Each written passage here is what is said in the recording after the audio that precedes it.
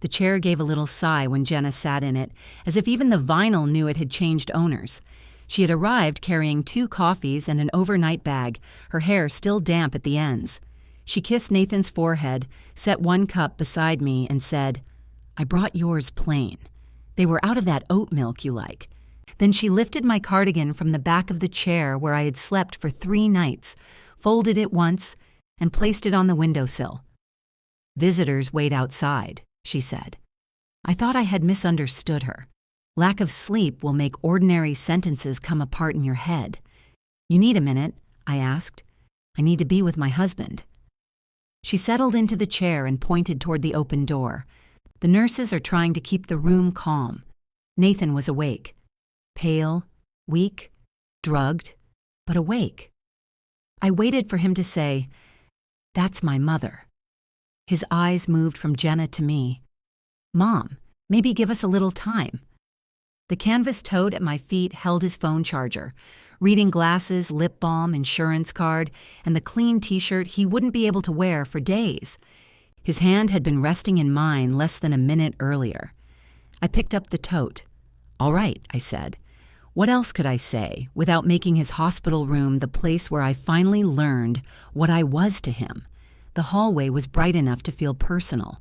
I stepped out and stood beside a rolling computer while a nurse named Tasha squeezed past me with a blood pressure cuff looped over one arm. "Sorry, Ms. Mercer." "No, honey, you're working. I'm the furniture." She paused, trying to decide if I was joking. I gave her a smile so she wouldn't have to. 3 nights earlier, Nathan had called me at 6:17 in the evening and said, "Don't make a big thing out of this, but I'm having some chest pain." That was how my son announced every emergency, as if the emergency had poor manners and he was embarrassed for it. I'd been standing in my kitchen with half a rotisserie chicken on the counter and my sister Diane on speakerphone. Diane was explaining why a woman in her water aerobics class had been banned from the community center after an incident involving a pool noodle. "Where are you?" I asked Nathan. "Home." "Where's Jenna?" "On her way." "Mom, seriously, I probably pulled something. You work at a desk. I moved a bookcase Sunday. Today is Tuesday." On the speaker, Diane said, "Tell him if the bookcase is still hurting him 2 days later, it won." Nathan made an irritated sound. Then came a smaller sound, one I had never heard from him before.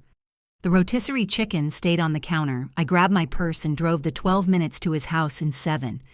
Jenna's car turned onto the street just ahead of mine, moving too fast and stopping crooked in the driveway. We found Nathan sitting on the kitchen floor with his back against a cabinet. A broken water glass glittered near his shoe. His face was gray and his shirt had darkened with sweat around the collar. Jenna dropped beside him. "What happened?" "I'm fine," he whispered. "You're on the floor," she said. "You have never once chosen to sit on the kitchen floor." Even terrified, she sounded annoyed with him. That was one of the things I understood about Jenna. Fear came out of her dressed for a staff meeting. The ambulance arrived before I had finished wrapping Nathan's cut palm in a dish towel. Jenna went with him. I followed to the hospital, praying aloud at red lights and swearing at anyone who drove the speed limit. For the first hour, nobody told us much. For the second, people began moving faster while speaking more quietly. A surgeon with silver eyebrows finally sat across from us in a small consultation room and explained that Nathan had a tear in his aorta. The words did not seem to belong to a 43-year-old man who bought special coffee beans and complained when his streaming apps changed their menus. Jenna asked precise questions. Where was the tear? How long would surgery take? What were the risks? She held a pen but wrote nothing. I asked, "Is he going to die?"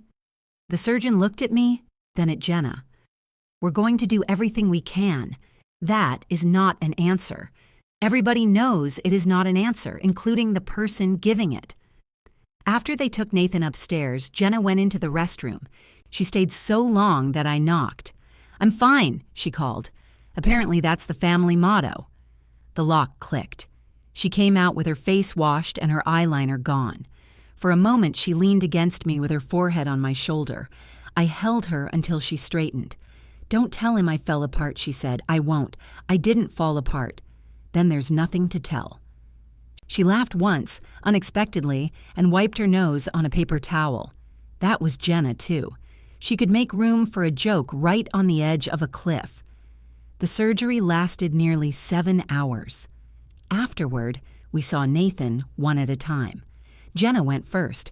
When she returned, she gripped the doorframe and said, "There are so many tubes. I went in expecting tubes." I had not expected how little of my son seemed left between them. His mouth was open around the ventilator. Tape crossed his face. Machines displayed numbers that changed without asking my permission. I stood beside him and touched the one part of his arm not covered by wire or plastic. "You scared 10 years off my life," I told him. "At my age, that's theft." When he opened his eyes the next afternoon, Jenna was there. I was in the cafeteria trying to eat a banana with no appetite. She called me before I reached the elevator. "He's awake," she said, crying so hard I barely understood her. "Ruth, he's awake." I ran. At 68, running is less an athletic event than a negotiation among body parts, but I ran. Nathan looked toward the door when I came in. His gaze was blurry and he couldn't speak with the tube, but he lifted 2 fingers from the blanket. I took his hand.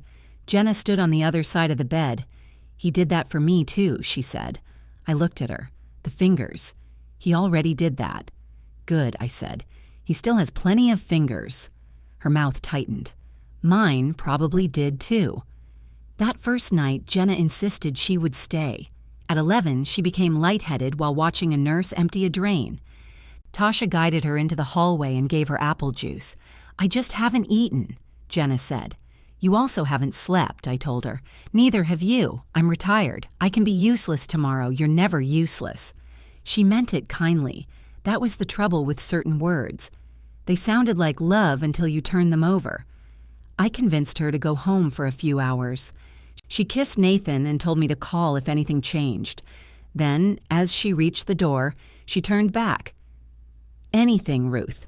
I understand the definition." "I know. I'm sorry."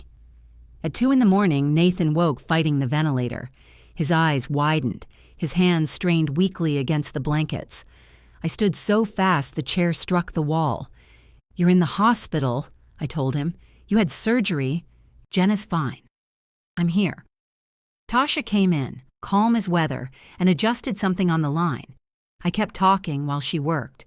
"You're not late for anything. You don't have to fix anything. Just breathe with the machine." He stared at me until the panic passed. The next day they removed the ventilator. His first word was not really a word. It was a dry scrape that might have been water. His second was, "Mom? I'm here." "Jenna? Home showering. She'll be back." He closed his eyes. I put lip balm on his cracked mouth with my little finger because his hands shook too much. When Jenna returned, I told her everything the doctor had said, though she had already spoken to him herself. I told her Nathan had coughed 3 times, slept 40 minutes, and asked whether it was Wednesday. "It is Wednesday," she said. "I know. You just said he asked. I was giving you the sequence." "Okay." She set her purse down carefully. "Thank you for staying." I heard the fatigue under it and answered with fatigue of my own. Of course I stayed. That afternoon, Nathan tried to make a joke and nearly cried from the pain. Jenna turned away. I reached for the call button before he asked. "They said he can't get more medication for another 20 minutes, Jenna said. He's hurting now." "I know, Ruth." Nathan whispered, "Please don't." We both stopped. "Don't what?" Jenna asked. He closed his eyes again. I pressed the button anyway. Looking back, I could find a dozen moments like that and hold each one up as evidence. I could say Jenna resented how quickly I moved. I could say I resented having to notice what she missed. The uglier truth was that Nathan had trained us both to compete for the privilege of taking care of him, then acted wounded whenever the competition made noise. But I did not know that yet. Standing in the hospital hallway with my cardigan over one arm, I only knew that I had stayed because Jenna asked me to, and now she wanted the evidence of my staying removed. I sat in the waiting area across from a vending machine. A television mounted near the ceiling showed 2 cheerful women seasoning a roast. The captions read, You really want to get in there with your hands. I waited 10 minutes, then 20. At 35 minutes, I opened the coffee Jenna had brought me. It was still warm. She had remembered I took it plain. That small kindness irritated me more than if she had forgotten.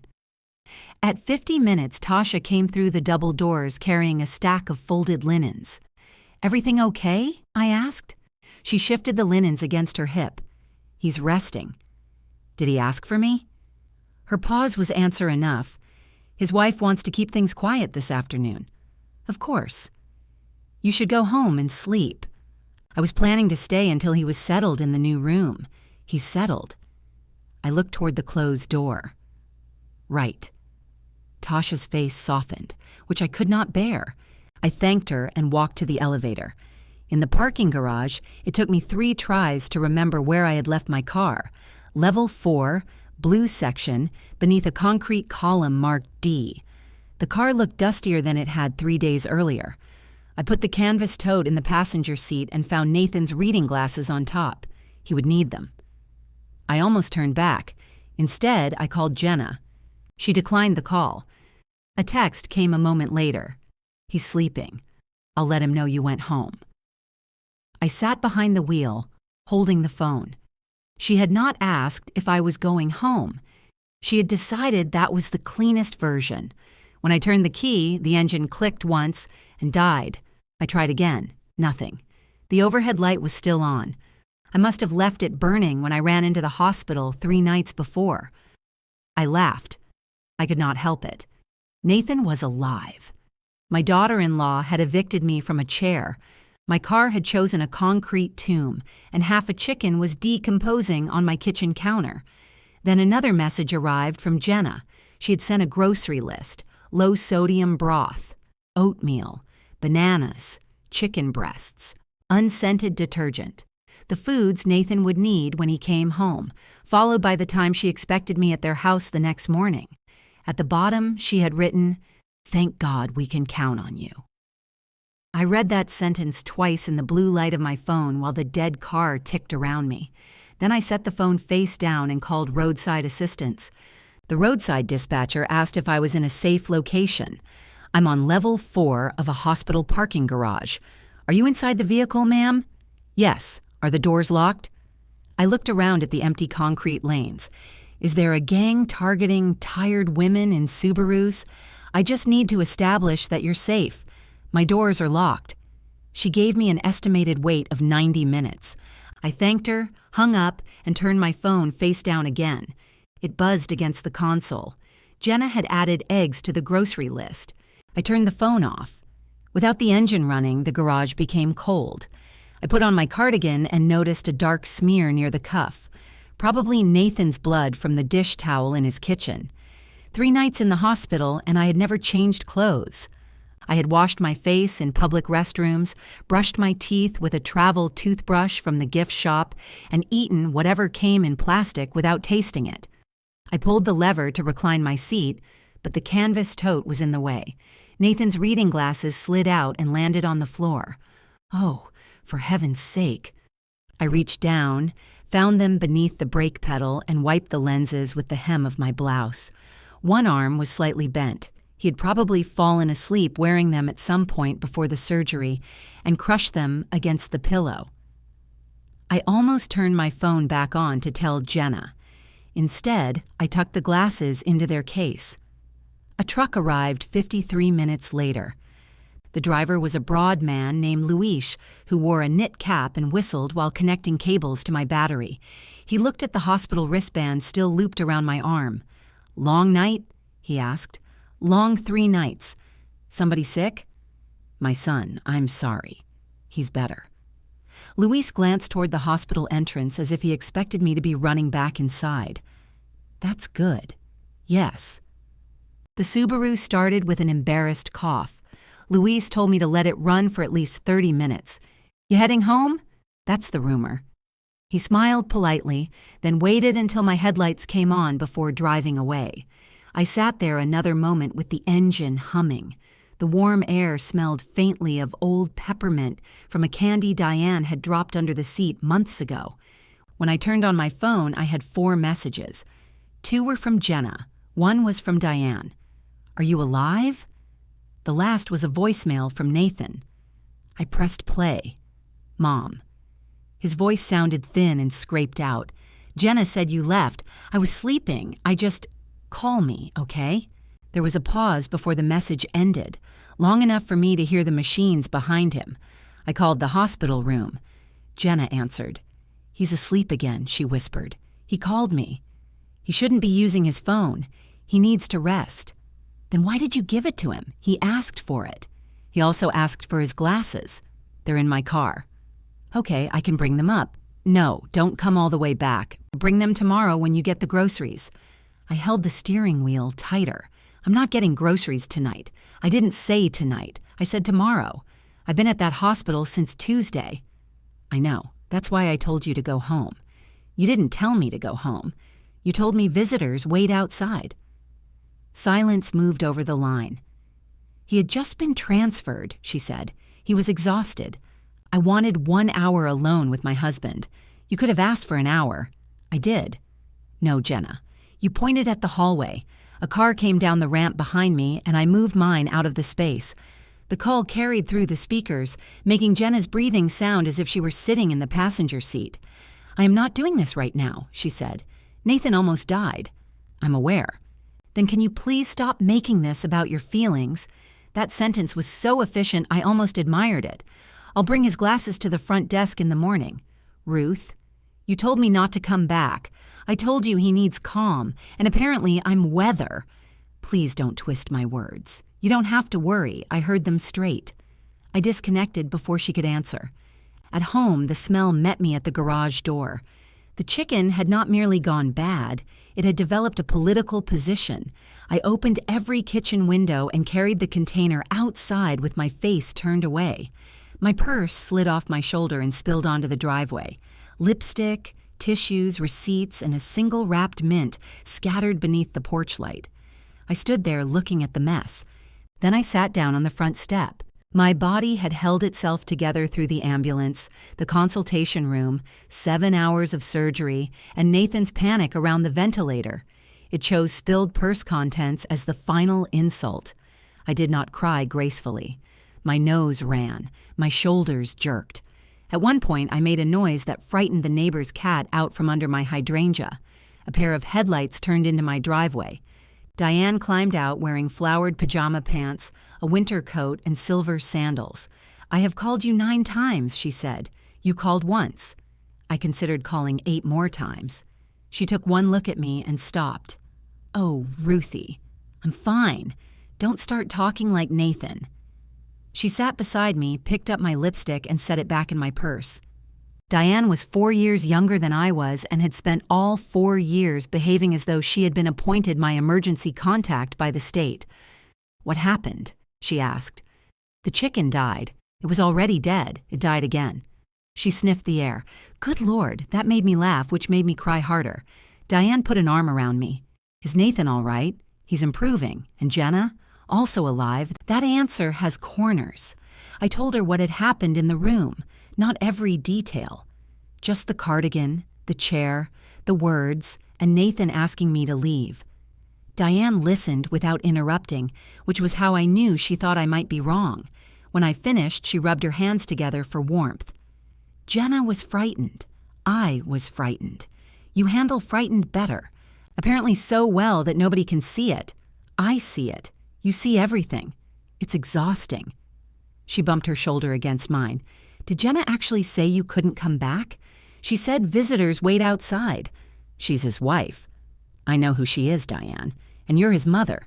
Does that mean I stand in the hall until one of them needs clean towels?" "No. It means everybody's tired and nobody is at their best." Diane picked up the old mint from the driveway, examined the wrapper, and put it in her coat pocket. She had survived 2 divorces and still refused to waste candy. "Go shower," she said. "I'll disinfect the kitchen. I don't need you to do that. That's how I know you need me to do it." The hot water hurt my skin. I stood beneath it until the bathroom mirror fogged and the hospital smell left my hair. When I came downstairs in clean pajamas, Diane had filled a trash bag, wiped every surface, and made grilled cheese. She placed a plate in front of me. I'm not hungry. Eat around the hunger. That isn't how eating works. It is after 60. I took a bite. My phone lay on the table between us. I had turned the sound back on in case the hospital called. Every time the screen lit, my stomach clenched. At 11:30, Jenna sent another message. I need to know you're getting these. We have to plan for discharge. Diane watched me read it. What does she want? Groceries, laundry, meals. Apparently I'm expected at their house tomorrow. You told me Nathan won't be discharged for several days. He won't. She wants to prepare. That sounds responsible. I looked at her. What? It does. I typed, I'm getting your messages. 3 dots appeared immediately. Good. I made a preliminary schedule. We can discuss it tomorrow. I wrote, there is no we schedule. The dots vanished. Diane leaned across the table. What did you say? The truth. Ruth, I have been doing this for years. Doing what? Being useful enough that nobody has to decide whether they like having me around. She sat back. Nathan loves you. I know he loves me. Then don't confuse one ugly moment with your whole relationship. I put down the sandwich. When his father died, Nathan called me every night for 6 months because he couldn't sleep. When he and Jenna bought that house, I waited for electricians, plumbers, roof inspectors, and a man who spent 4 hours measuring one window. I have their spare key. I know which side of the couch the dog threw up on before that dog died. But the minute Jenna wanted the chair, I became company. He was drugged. He wasn't too drugged to ask me to make it easier for him. The phone rang. Nathan. Diane stood. I'm going to pretend I'm not listening from the sink. You're going home. I brought no dignity with these pants. I'm staying. I answered. Hi, sweetheart. Are you mad at me? There it was. Not, how are you? Not, why did you leave? A question that placed a small, frightened burden in my lap and waited for me to comfort it. I'm hurt. I knew it. His voice cracked on the last word. My hand went automatically to my chest. Don't get upset, I said. You shouldn't be talking if it hurts. I woke up and you were gone. Jenna wanted time alone. She said you got offended. I did. Mom, she's been through hell. So have I. I know that. Behind him, I heard a soft electronic beep. Then Jenna's voice, too far from the phone to make out. Nathan lowered his voice. She feels like you don't trust her to take care of me. This is not a good time for this conversation. Then why did you start a fight? I looked across the table at Diane. She had stopped pretending to rinse dishes. I didn't start a fight, I said. Your wife moved my things and ordered me into the hallway. She didn't order you. You were there. She asked for privacy. And you were there. I had just had open heart surgery. I know exactly what surgery you had, Nathan. I sat through every minute of it. So why are you doing this now? I'm not doing anything now. Jenna says you're refusing to help with the house. I closed my eyes. He continued quickly, like a man trying to finish before courage ran out. She has to go back to work. I can't be alone right away. We thought you were going to stay here. Nobody had asked. They had discussed it in front of me as if I were a piece of medical equipment that would be delivered with him. I'm not moving into your house. The line went quiet. What? I'll visit when I'm invited. I'll come as your mother. But I'm not moving in, and I'm not running the household. This is because of the chair? It's because the chair made something clear. Mom, come on, I've spent 3 nights in the same clothes. My car battery died. I came home to spoiled food because I left my house without closing a window or cleaning my kitchen. And your wife's first question was whether I bought bananas. She's trying to prepare for me. Then the 2 of you should prepare. His breathing changed. I nearly took it all back. Please don't upset yourself, I said. We can talk when you're stronger. No, you don't get to drop this on me and then say we'll talk later. I'm sorry for the timing. You should be the bigger person. The words landed softly. He had said them before, after Jenna forgot my birthday dinner, after his father's sister mocked my weight at Thanksgiving, after anyone cut me and complained about the blood. I stared at the half-eaten grilled cheese cooling on my plate. You didn't ask her to be kinder, I said. You asked me to be easier to hurt. Mom, I love you. Get some sleep. I ended the call. Diane turned off the faucet. That, she said quietly, is going to cost you. I know. My phone began ringing again. I switched it to silent, but I did not turn it off. The phone vibrated 3 more times, traveling in small circles across the table. Diane reached over and placed the sugar bowl on top of it. That is not how phones work, I said. It stopped moving. You've solved technology. I've always had a gift. She wrapped my remaining sandwich in foil and put it in the refrigerator. Neither of us mentioned that she was doing for me exactly what I had just refused to do for Nathan. I'm sleeping here, she said. No, you're not. You cried in the driveway. I had a difficult chicken. You also look like somebody washed you on the wrong setting. She took the blanket from the back of my couch and shook it open. Diane could turn staying the night into something she was doing to annoy me, which was one of her gentler talents. I carried my phone upstairs. Before getting into bed, I removed the sugar bowl and checked the screen. 2 missed calls from Nathan, 1 from Jenna. A voicemail waited. It was Jenna. I'm not going to fight with you, she began, in the voice people use when they have already cleared their evening for a fight. But Nathan got upset after your call. His blood pressure went up and the nurse had to help him calm down. If you're angry with me, be angry with me. Don't take it out on him. He needs stability right now. There was a rustle, then her voice softened. I know you love him. I know you stayed. I'm grateful. But I'm his wife, Ruth. I shouldn't have to compete with you to take care of my own husband. The message ended. I sat on the edge of my bed with the phone in my hand. That was the problem with Jenna.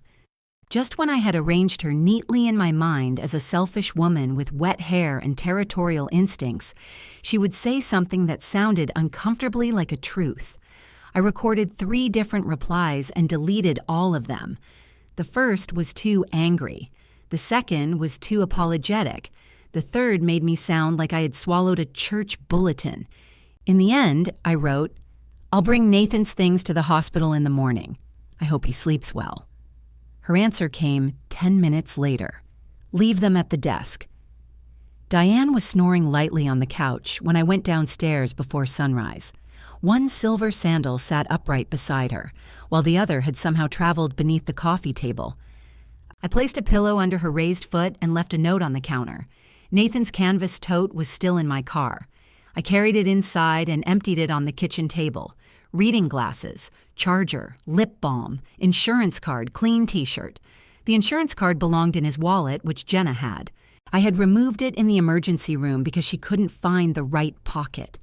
The charger was mine, technically, but Nathan had claimed it years ago through the ancient law of adult sons, which says anything left plugged in becomes theirs.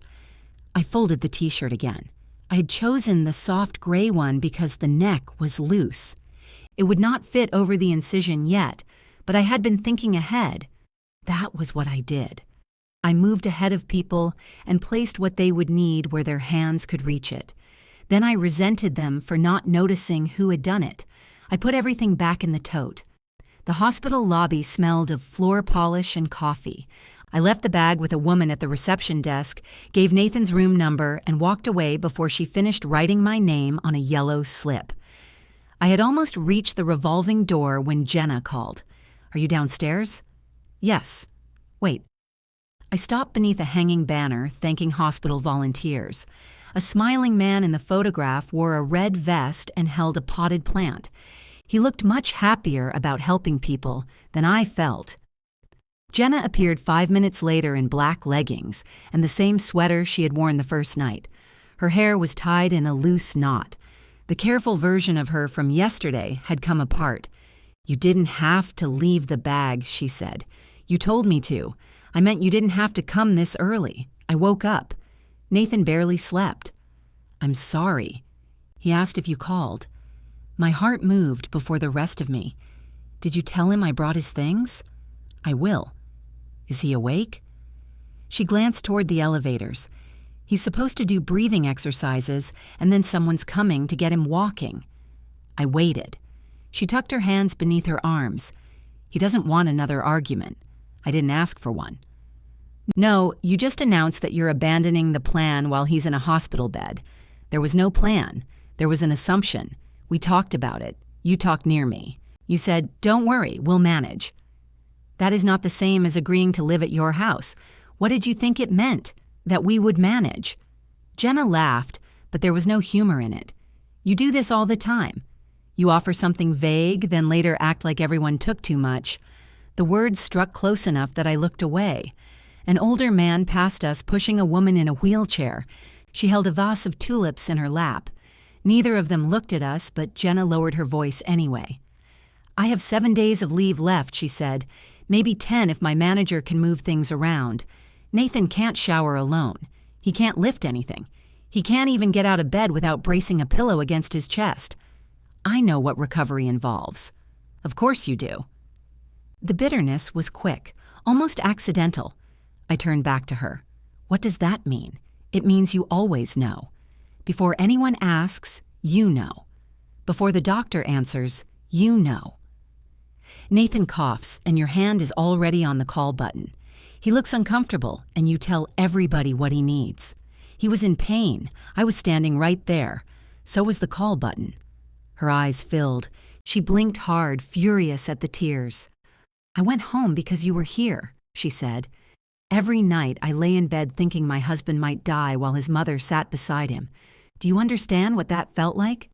You asked me to stay because somebody had to, and you had already decided it would be you." I opened my mouth and found no clean answer. Jenna rubbed under one eye with the heel of her hand. "Yesterday I wanted to sit beside him without feeling like I was taking your place. You were not taking my place. That chair said otherwise." "No. You made it say otherwise when you ordered me out. I handled it badly. You handled me badly." She nodded once. It was not an apology, but it was the first thing she had given me that did not ask for labor in return. "What am I supposed to do now?" she asked. "Make a plan with Nathan. He's recovering from major surgery. He can still participate in his own life. And if we can't manage, then ask me for a specific thing. Don't schedule my days and call it love." Her face closed again. "Everything with you has to become a lesson. That is rich, coming from a woman who assigned me groceries.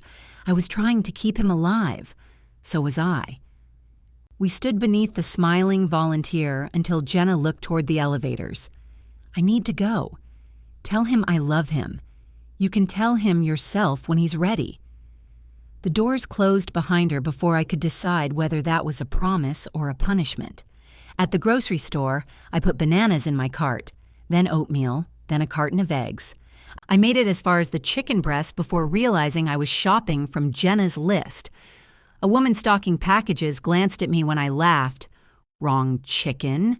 she asked. "Wrong life?" She nodded as if this happened often. I returned the oatmeal and eggs to their shelves. I kept the bananas because I liked bananas, although buying them now felt like making a legal argument.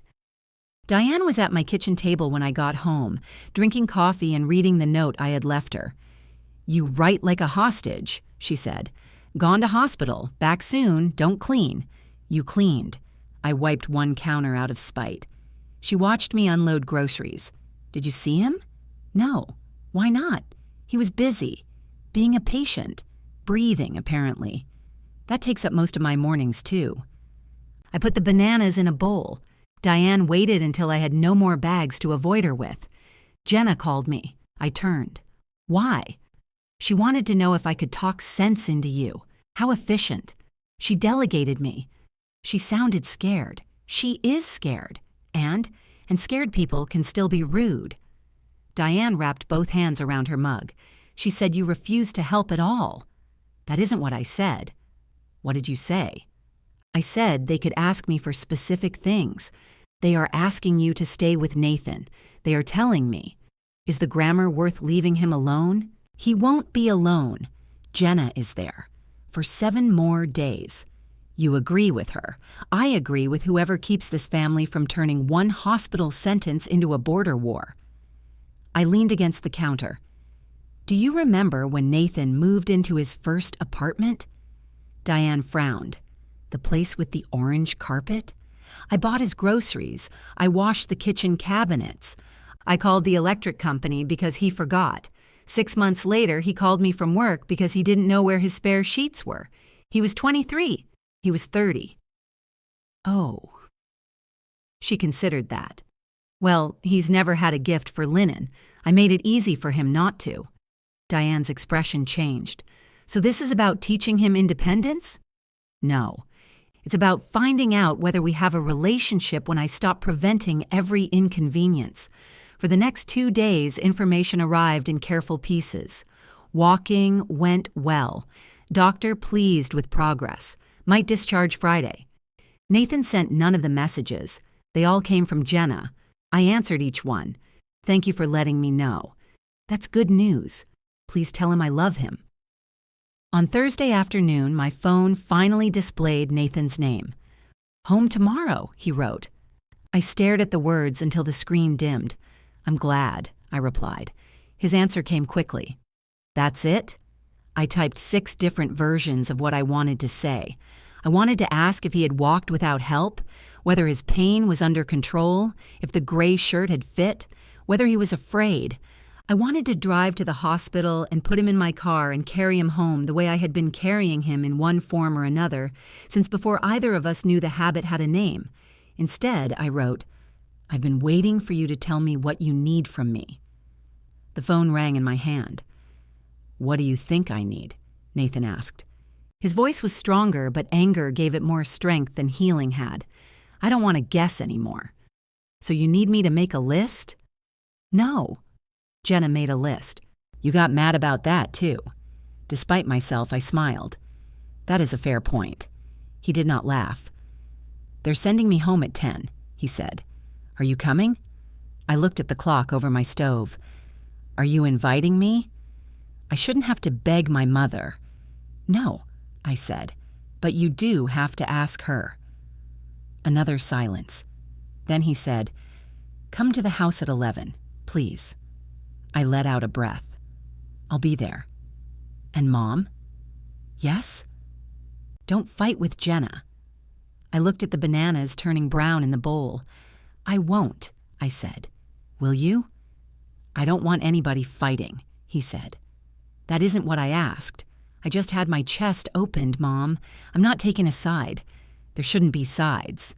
Good. That isn't what I said either. He let out a tired breath. 11. I'll be there. The call ended before either of us could make it worse.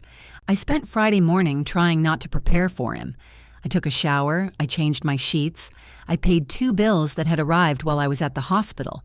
Then I stood in front of the open refrigerator thinking about soup. Nathan liked the chicken and rice soup I made when he was sick. He preferred too much pepper and no celery, although he would eat celery if I cut it small enough that he could pretend it wasn't there. I closed the refrigerator. At 10:30, I opened it again. By 10:40, I was chopping celery. I told myself I was making soup for me. The stock pot knew I was lying. At 10:52, I ladled half of it into a plastic container. I put the container back in the refrigerator and left without it. Nathan's front door opened before I knocked. Jenna wore loose gray pants and a cream sweater. Her face was bare, and deep shadows sat beneath her eyes. She looked at my empty hands, then at me. Hi, she said. Hi. He's in the living room. The house smelled like disinfectant and somebody else's lasagna. 3 foil pans covered the dining table, each labeled in a different handwriting. A vase of grocery store flowers stood beside a stack of Get Well cards. For years, I had behaved as though nothing in Nathan's life would happen unless I made it happen. Apparently, lasagna could find him without me. He sat in the recliner with a red heart-shaped pillow pressed against his chest. The hospital had given it to him to hold when he coughed.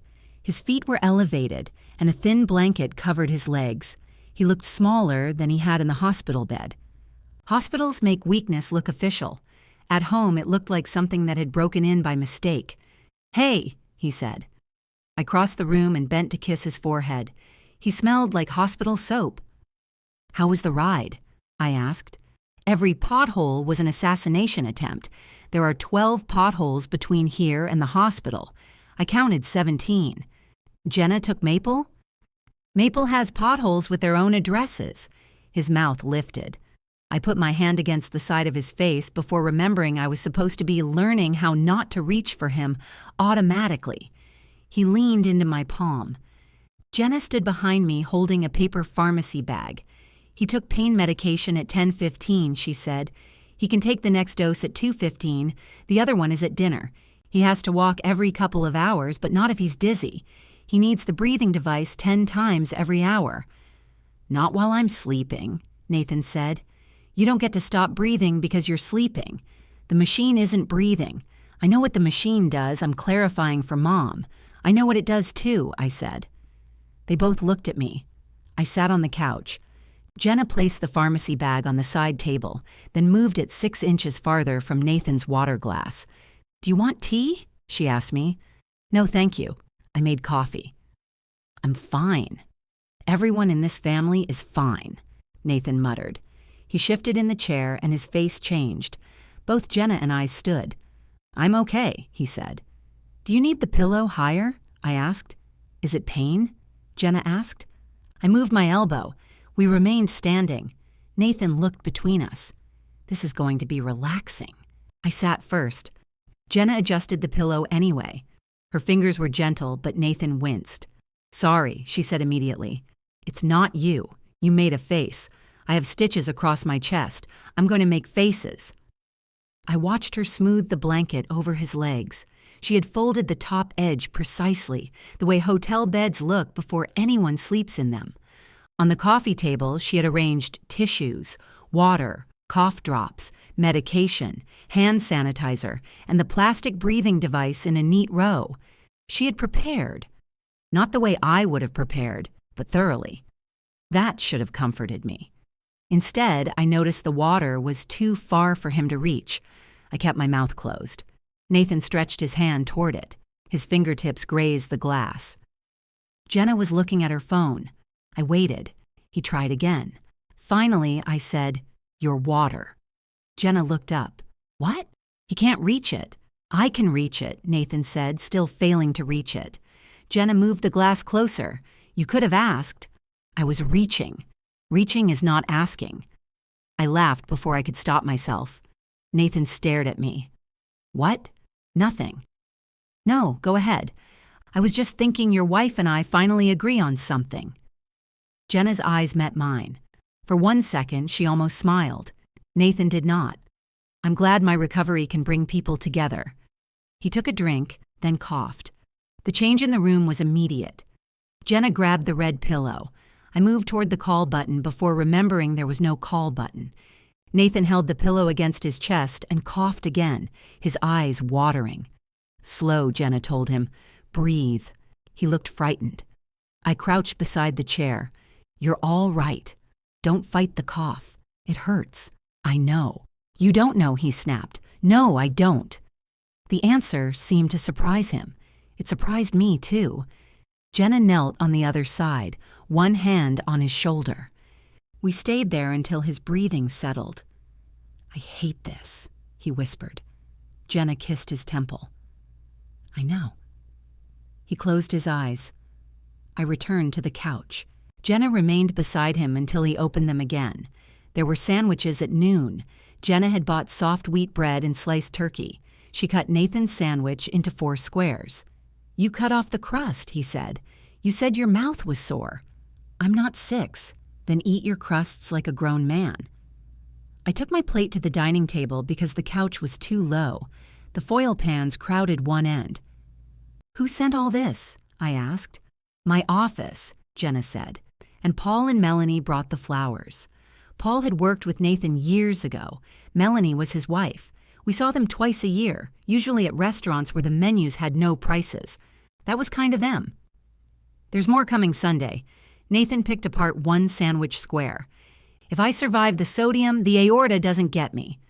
I told people low sodium, Jenna said. People hear casserole and lose control. The conversation almost felt ordinary. Then Jenna looked at the clock. I need a shower. Take one. Nathan said. She glanced at me. Would you mind staying with him? It was a specific question. For how long?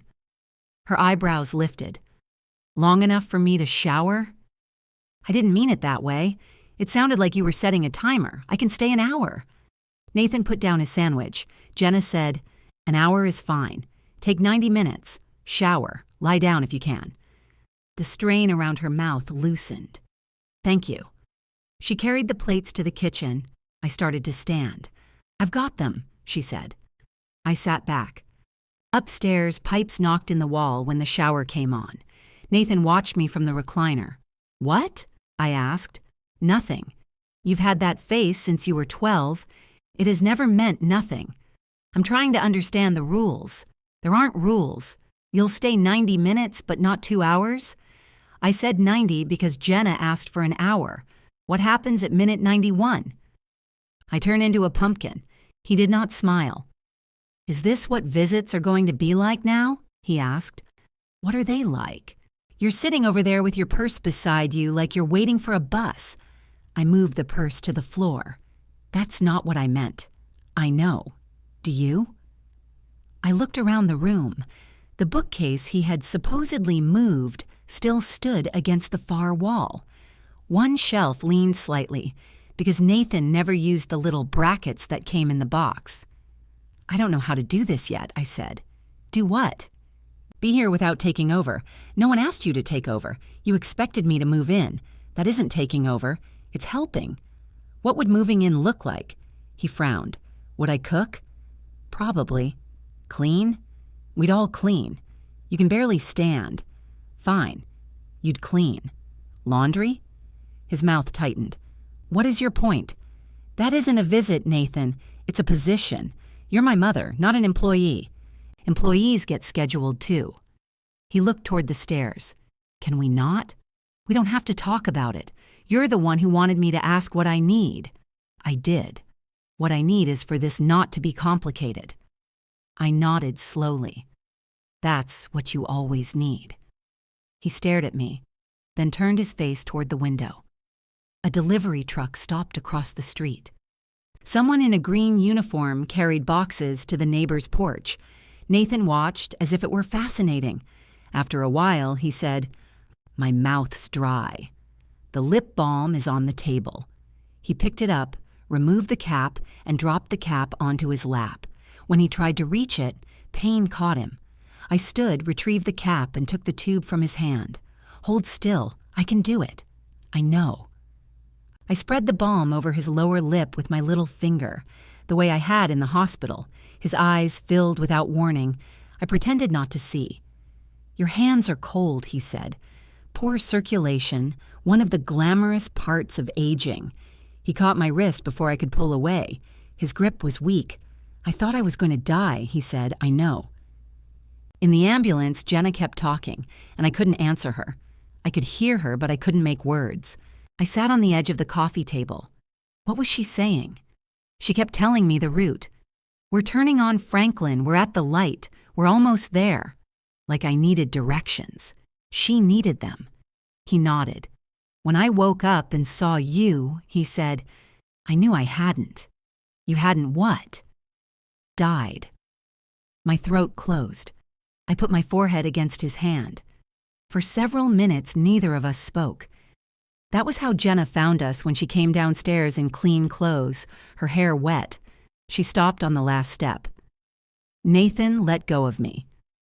I slept, she said, sounding surprised. I didn't mean to. It's okay, I told her. I checked the clock. I had been there 2 hours and 15 minutes. Jenna followed my eyes. I should start dinner, she said. The lasagna takes an hour. I'm going to head home. Nathan looked at me. Already? I've been here more than 2 hours, so I have things to do. What things? It was an ordinary question, but it exposed the whole empty afternoon waiting at my house. My things. Jenna took the lasagna from the refrigerator. You could eat with us? Thank you, but no. Nathan shifted forward, winced, and settled back. You don't have to prove anything. I came because you asked. I stayed while Jenna rested. I'm leaving because I said I wasn't moving in. Nobody asked you to move in today. Then I'll see you tomorrow. I thought you'd help me get settled.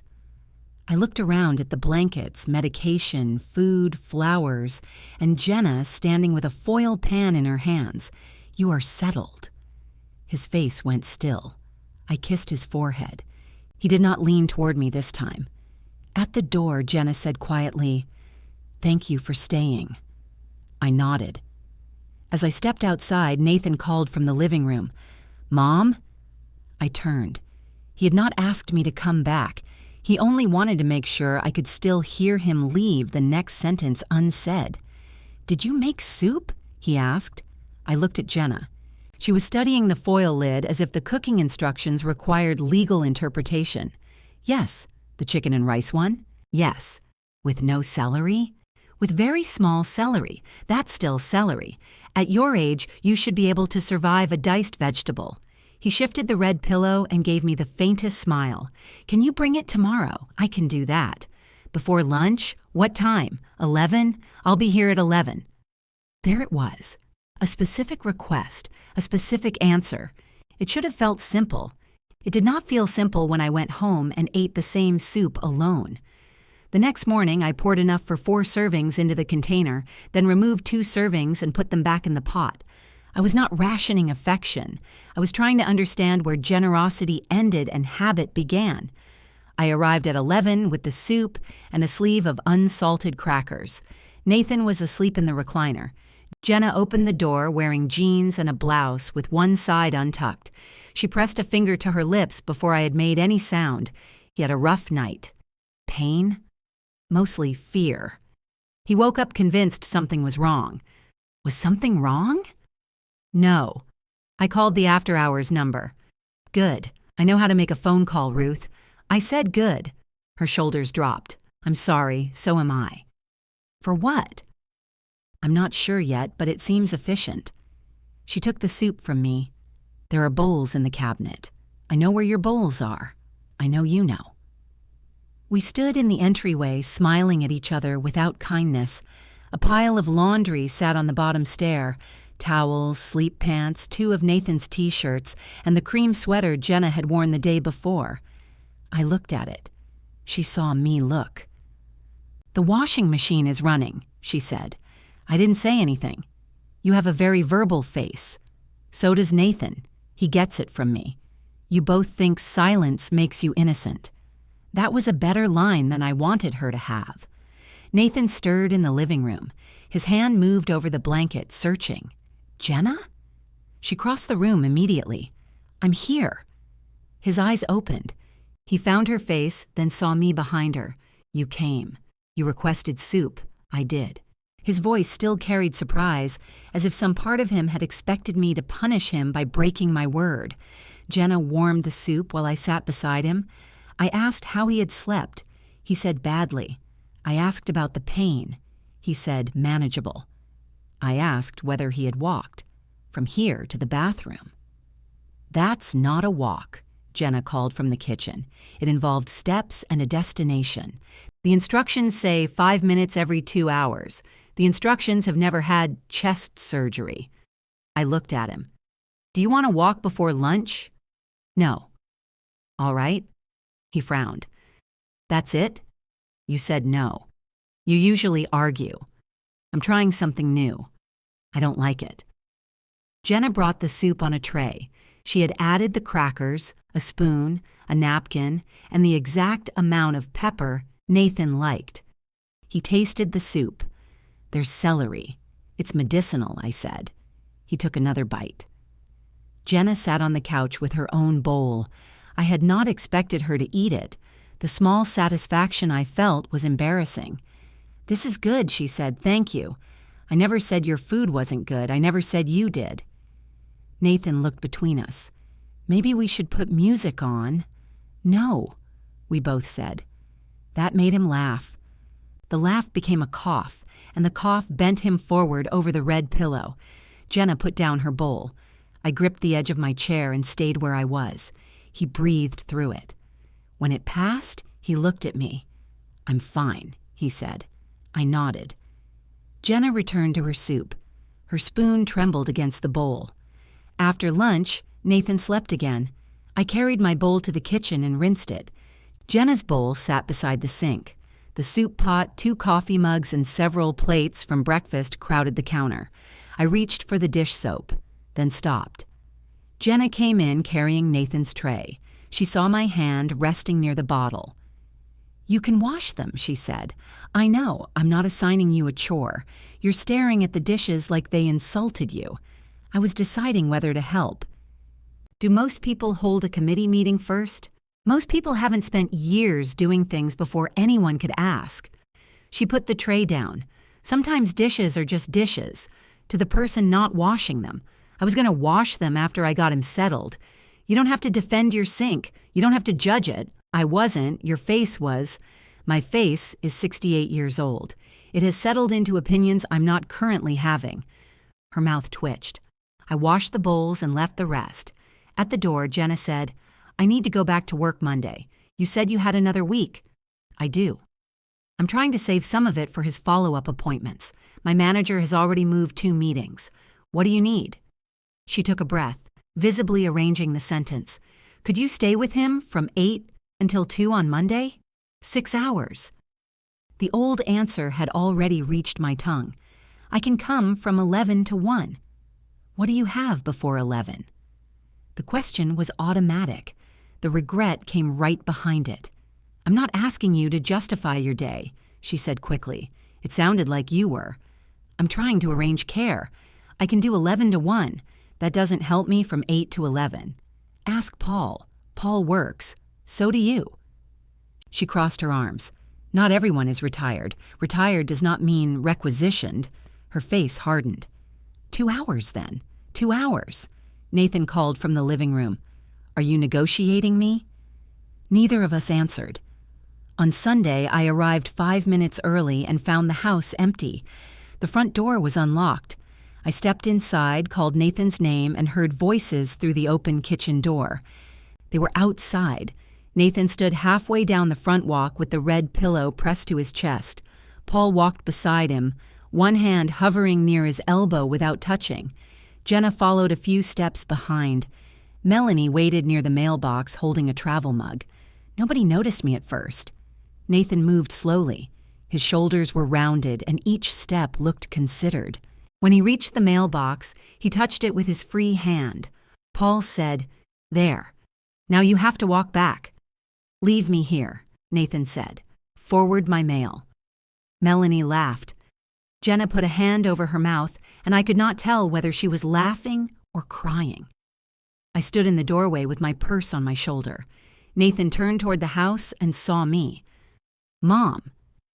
"You made it to the mailbox. First time. I can see that." The words came out flatter than I intended. Jenna looked at her watch. The therapist said whenever he felt steady, he wanted to try. Of course. Nathan's expression changed. "Were we supposed to wait?" "No, you're upset. I'm glad you did it." "You don't sound glad." Paul suddenly became fascinated by the hedge. Melanie took a long drink from her travel mug. "I am glad," I said. "I just wish I'd seen the beginning." Nathan's face closed. "You chose not to be here all day." The sentence was not cruel in volume. It was cruel in accuracy. Paul cleared his throat. "Let's get you inside."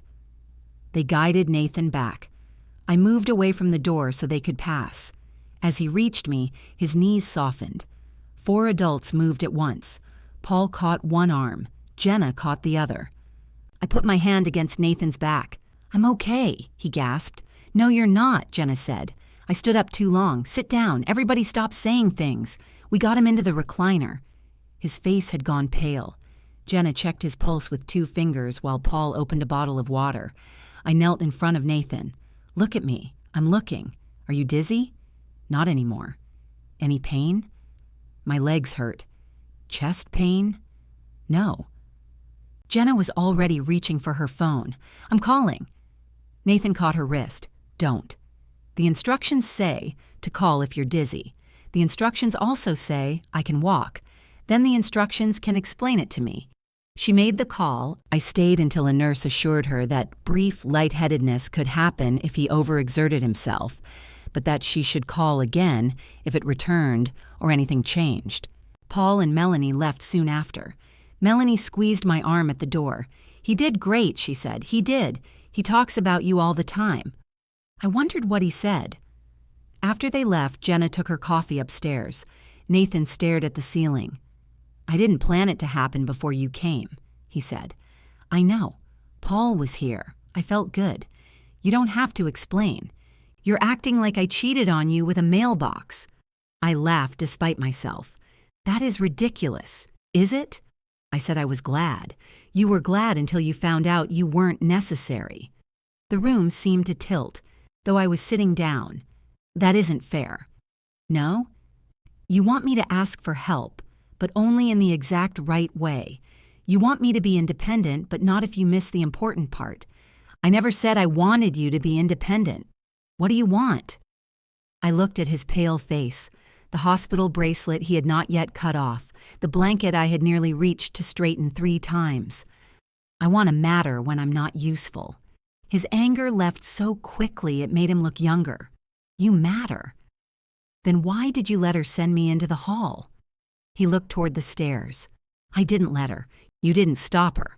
I was half conscious. You were conscious enough to ask me to go. I was trying to keep the peace, at my expense." He pressed the red pillow harder against his chest. "Everything is at your expense now." I stood. "That isn't what I said. You don't have to. You show up for 2 hours and watch the clock. You bring half a container of soup. You leave dishes in the sink so everybody knows you could have helped but chose not to." My face grew hot. "You counted the soup?" I noticed. "I'm allowed to keep some food in my own house." "Of course you are. That's the point, right? Your house, your plans, your things." Jenna had come halfway down the stairs. Neither of us knew how long she had been listening. "Nathan," she said. "No, I want to understand." He looked at me. "Are you my mother only when I make an appointment?" The answer rose in me sharp and immediate. I swallowed it. "I'll be here tomorrow at 11, I said. He turned his face away. I left at 4 minutes past the hour I had promised to come, though no one had asked me to leave. At home, I took the remaining soup from the refrigerator and poured it down the drain. It was not a symbolic act. It had too much rice and had become paste. Still, I felt foolish afterward. Diane called while I was cleaning the container. "How was the visit?" He walked to the mailbox. "That's wonderful. I missed it." "Less wonderful. He said I was upset because I wasn't necessary." Diane considered that. "Were you?" "I'm hanging up." "Wait, I didn't say yes." "You breathed yes. I breathed air. You've become very suspicious." I wiped the container harder than required. "He thinks I'm punishing him." "Are you?" "No." "Are you sure?" "I am trying not to perform love like a household service." "That sounds like something written on a tote bag." "Thank you for your support." "I support you. I just don't think you know what you're doing." "Neither do I." That quieted both of us. Diane said, "Have breakfast with me tomorrow. I'm going to Nathan's at 11. Breakfast happens before 11. Civilization has arranged it that way. We met at a diner near her house at 8. Diane ordered 2 eggs, bacon, potatoes, and pancakes, then told the waitress she was trying to eat lighter. "You remove toast," I said when the waitress left. "Bread is where they hide the calories. You ordered pancakes. Those are breakfast dessert." For 40 minutes, we talked about everything except Nathan. A leak beneath Diane's bathroom sink. The water aerobics ban, which had been reduced to a warning after 3 witnesses admitted the pool noodle incident, was largely accidental. A choir director named Barbara, who had emailed Diane asking whether I still lived in the state. She didn't ask if I was alive. She was being polite. "I haven't been to choir in 8 months." "I know, Nathan had all those appointments." "I know." Then the holidays came. I was there for those too. I moved a potato around my plate. Diane added, "Barbara needs altos. Barbara always needs altos. She frightens the sopranos. Go tomorrow night. I may be helping Nathan." "From 11 to 1? I looked at her. She sipped coffee, pleased with herself. At 5 minutes to 11, Paul's car pulled out of Nathan's driveway as I turned in. He stopped beside me and lowered his window. "He's in a mood," he said. "When isn't he?" "I heard that," Nathan called through the open front window. Paul grinned. "See ya." Inside, the red heart pillow lay on the floor. The breathing device stood untouched on the table, and Nathan sat upright with his arms folded. "Paul talked too much," he said. "Paul has always talked too much." He kept asking if I was comfortable. "Were you?" "No." Then he was gathering information. He tried to make eggs. I looked toward the kitchen. "Is that what that smell is?" He used olive oil. "That isn't illegal." He used a lot of olive oil. A yellow note lay on the table in Jenna's handwriting. 11.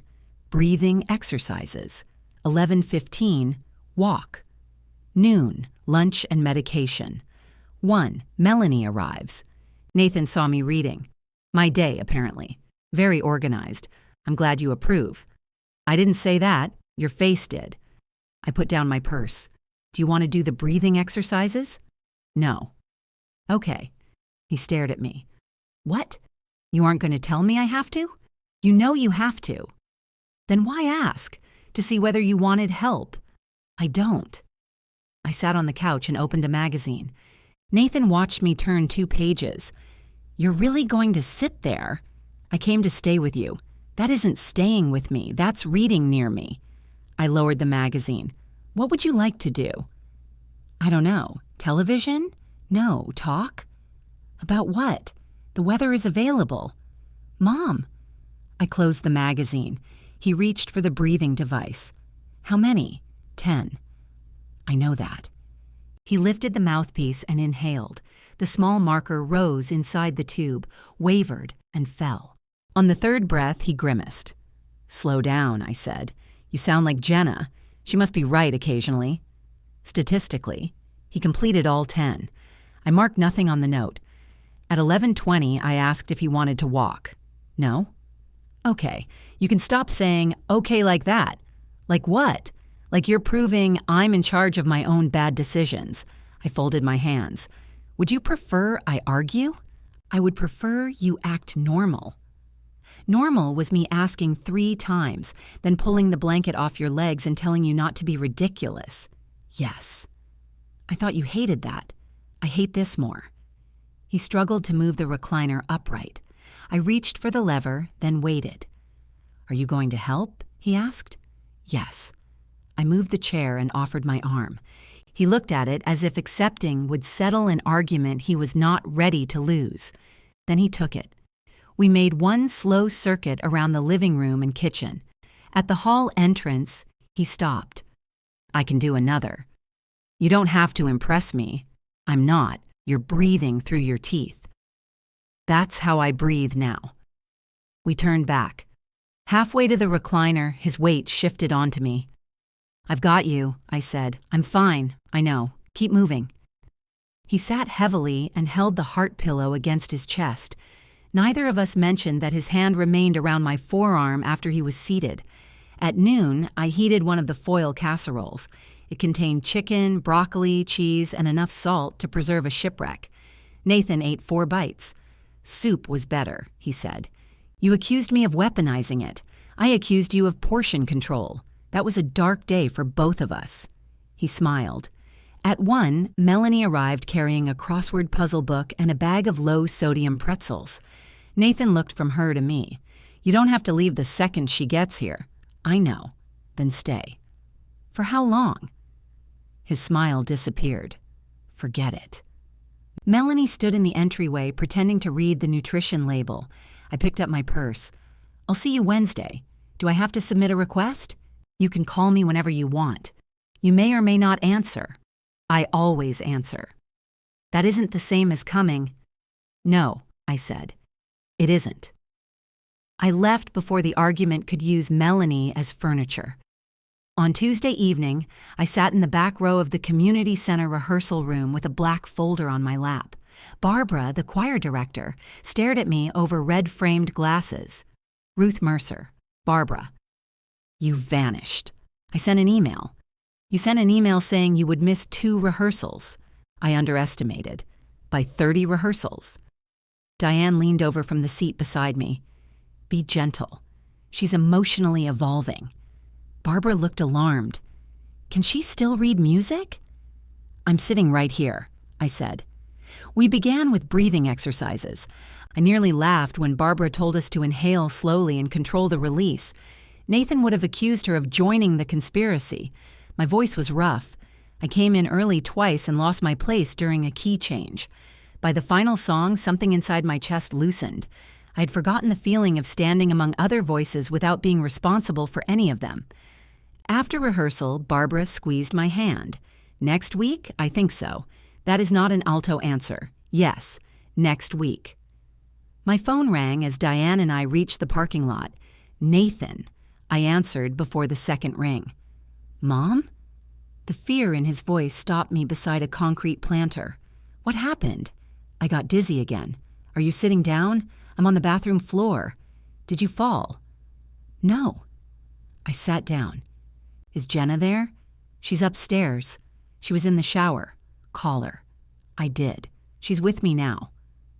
In the background, Jenna said, Tell her you're not having chest pain. No chest pain, Nathan repeated. Can you breathe normally? Yes. Any weakness? Numbness? No. Diane watched my face. Nathan said, Can you come? Yes. No conditions, no discussion. I'm 15 minutes away. I handed Diane my choir folder. I'll follow you, she said. You don't need to.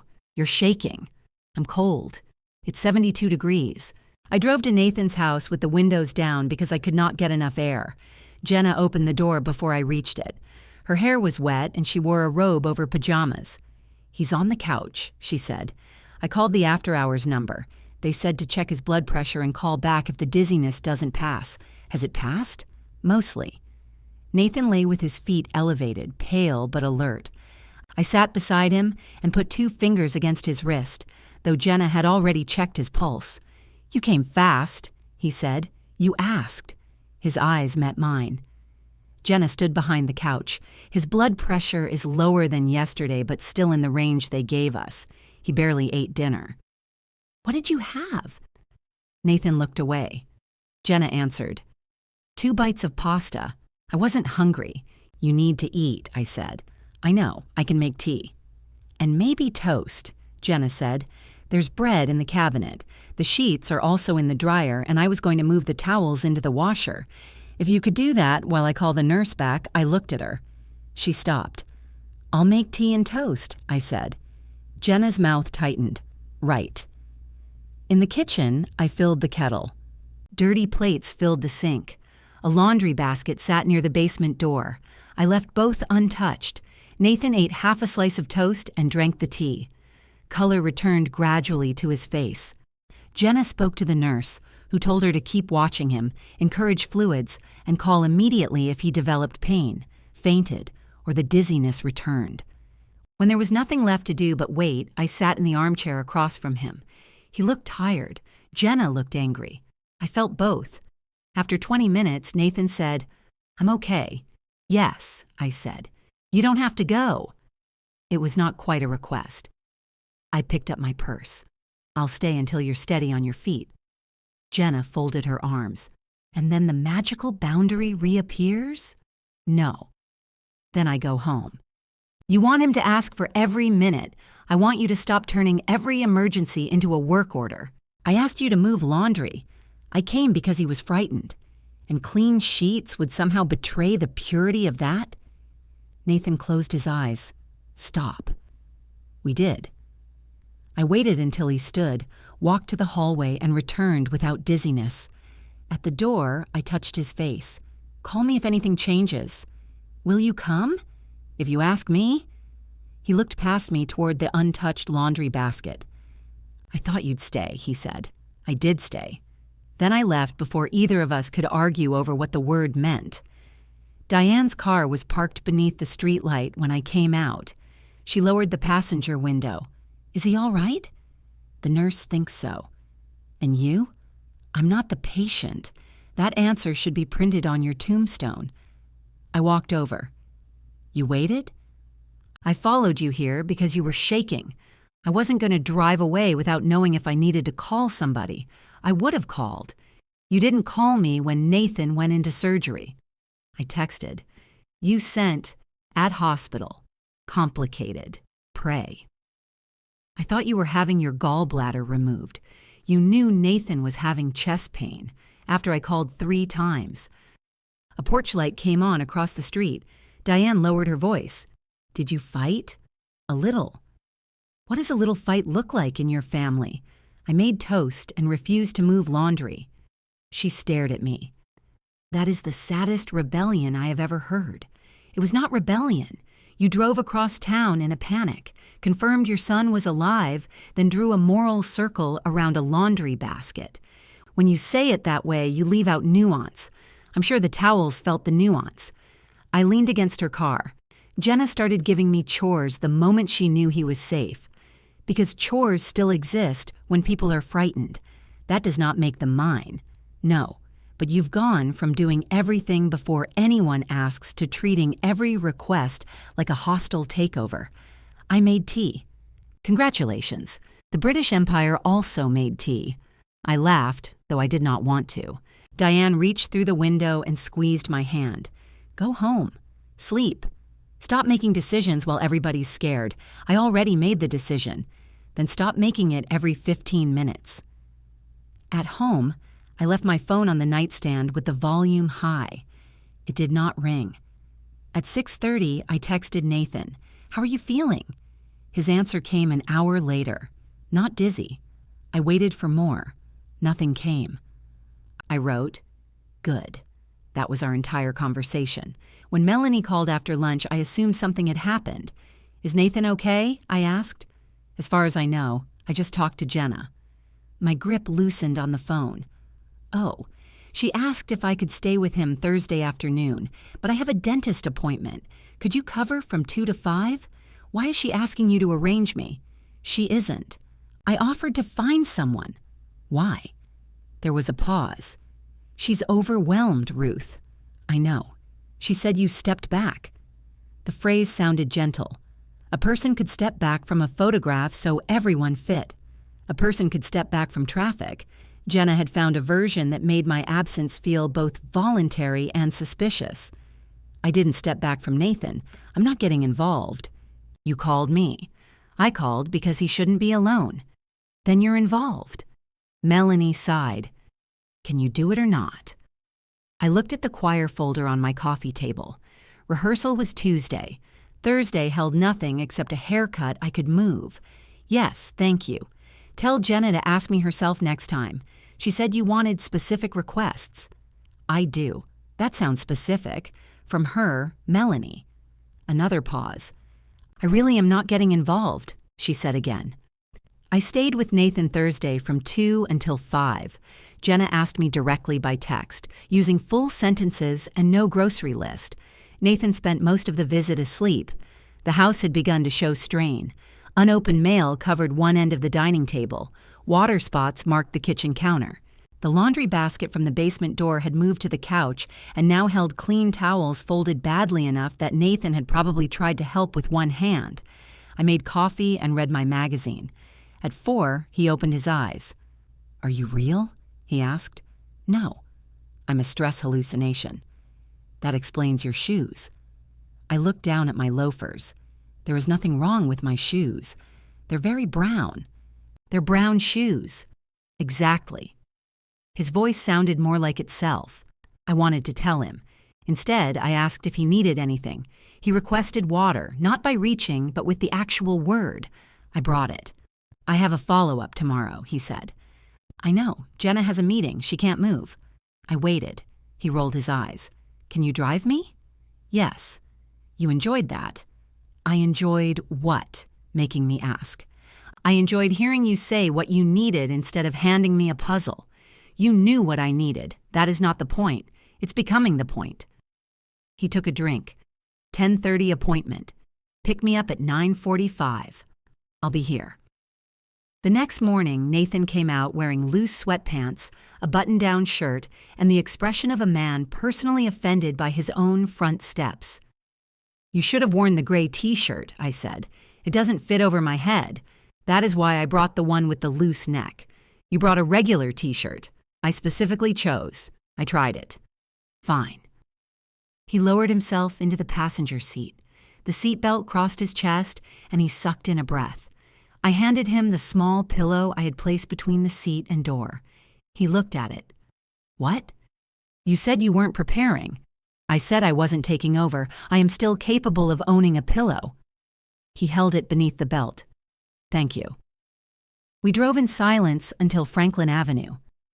This is where Jenna gave you directions, I said. His head turned. What? You told me she narrated the ambulance route. Oh, I've been thinking about it. She panics strangely. So do I. You get bossy. I become efficient. You get bossy efficiently. At the hospital entrance, he let me bring the wheelchair from the lobby but insisted on standing to get into it. The effort left him breathless. A woman near the doors smiled at me. They can be stubborn. Nathan looked at her. We can hear you. She laughed and walked away. In the examination room, a nurse took his blood pressure and asked about the dizziness. I answered before Nathan could. It happened twice. Both times after I can answer, he said. The nurse looked at him. He described both episodes, including the one on the front walk and the one near the bathroom. I sat with my hands folded, feeling corrected and relieved. When the doctor came in, Nathan answered every question himself. His recovery was progressing normally. The incision looked good. The dizziness could come from medication, dehydration, standing too quickly, or simply doing more than his body was ready for. He was told to keep walking, keep eating, and call if anything changed. On the way out, Nathan said, "You didn't tell him about my appetite. He asked you. You know I'm not eating enough." "Yes." "You always told doctors things. You asked me not to answer for you. I asked you not to answer one question." I stopped the wheelchair beside the elevators. This is what I mean. I am supposed to know when you want me to take over and when you want me to disappear. Maybe ask. The elevator opened. I pushed him inside. That is annoyingly reasonable. He smiled at the closing doors. Instead of driving straight home, I pulled into a diner with a drive-through window. "What are you doing?" he asked. "You need calories. I'm supposed to watch sodium. They make milkshakes. Milkshakes aren't medicine. Today they are." He ordered vanilla. I ordered chocolate because vanilla is what happens when a person gives up. We parked beneath a maple tree with red leaves gathering around the curb. Nathan removed the lid and ate the shake with a spoon. "Jenna thinks you're trying to teach us a lesson," he said. "Do you?" "Yes." The answer hurt more because he did not hesitate. "What's the lesson?" "That we don't appreciate you." "Do you?" He looked out the window. "See? I asked a question. You've turned every little thing into a test. If Jenna asks for help, she's using you. If she doesn't ask, she's pushing you out. If I want you there, I have to say it exactly right. That isn't fair. It feels fair from where I'm sitting." I held my milkshake between both hands. He continued, quieter. "I know what happened at the hospital was bad. You have never said that. I'm saying it now.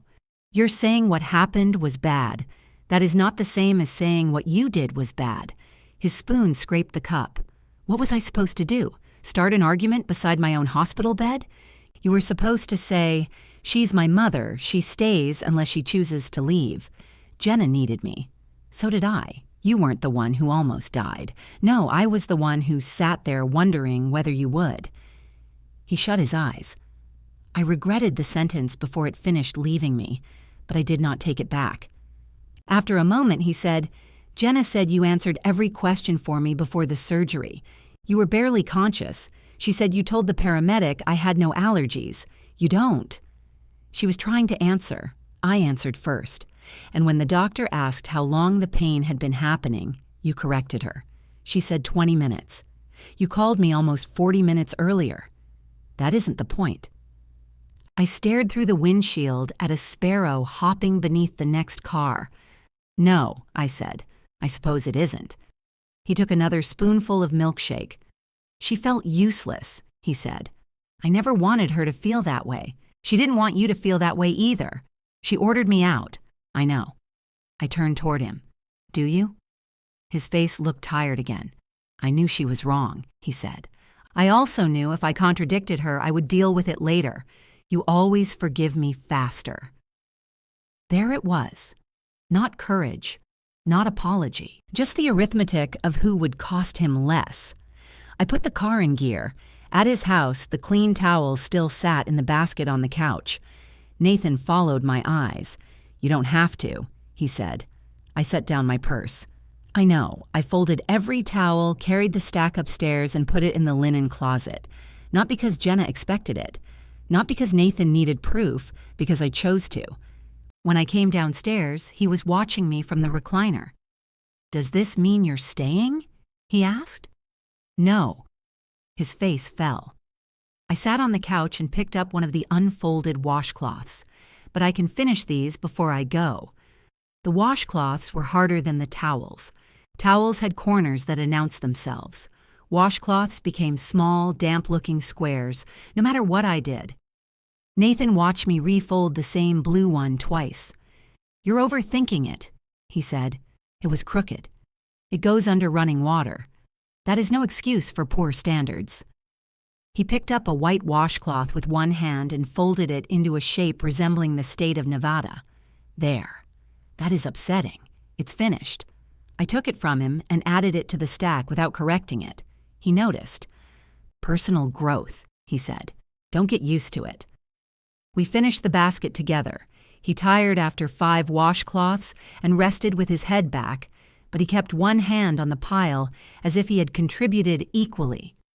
Where were you when I called the other night? He asked. Choir. You went back? Yes. When? Tuesday. I didn't know. You haven't asked what I've been doing. His eyes opened. That was not an accusation. It sounded like a question.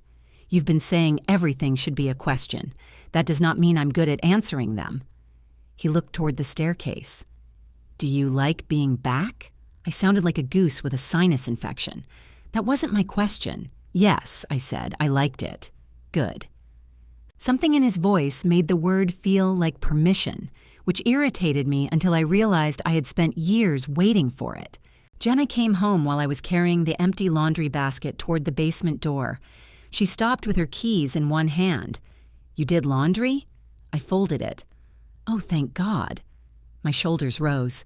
She saw them. I mean, thank you. I didn't mean thank God you finally did what I wanted. I didn't think you did. You looked like you did. My face has independent opinions. I remember. Nathan called from the living room. Could both of you stop arguing with facial expressions? Jenna set down her purse. How was the appointment? Good, Nathan said. Mom interrupted the nurse and bought me a milkshake. I did not interrupt the nurse. You interrupted me. That I'll accept. Jenna looked at me. A milkshake? He needed calories. He needs food, not sugar. Sugar is a food. Nathan raised his hand. I'd like to say the patient supports the milkshake intervention. Jenna tried not to smile. I was going to heat the chicken casserole, she said. Do you want to stay? I checked the clock even though I had nowhere to be. Nathan saw me. Stay, he said. Then he added, please. All right. We ate at the dining table.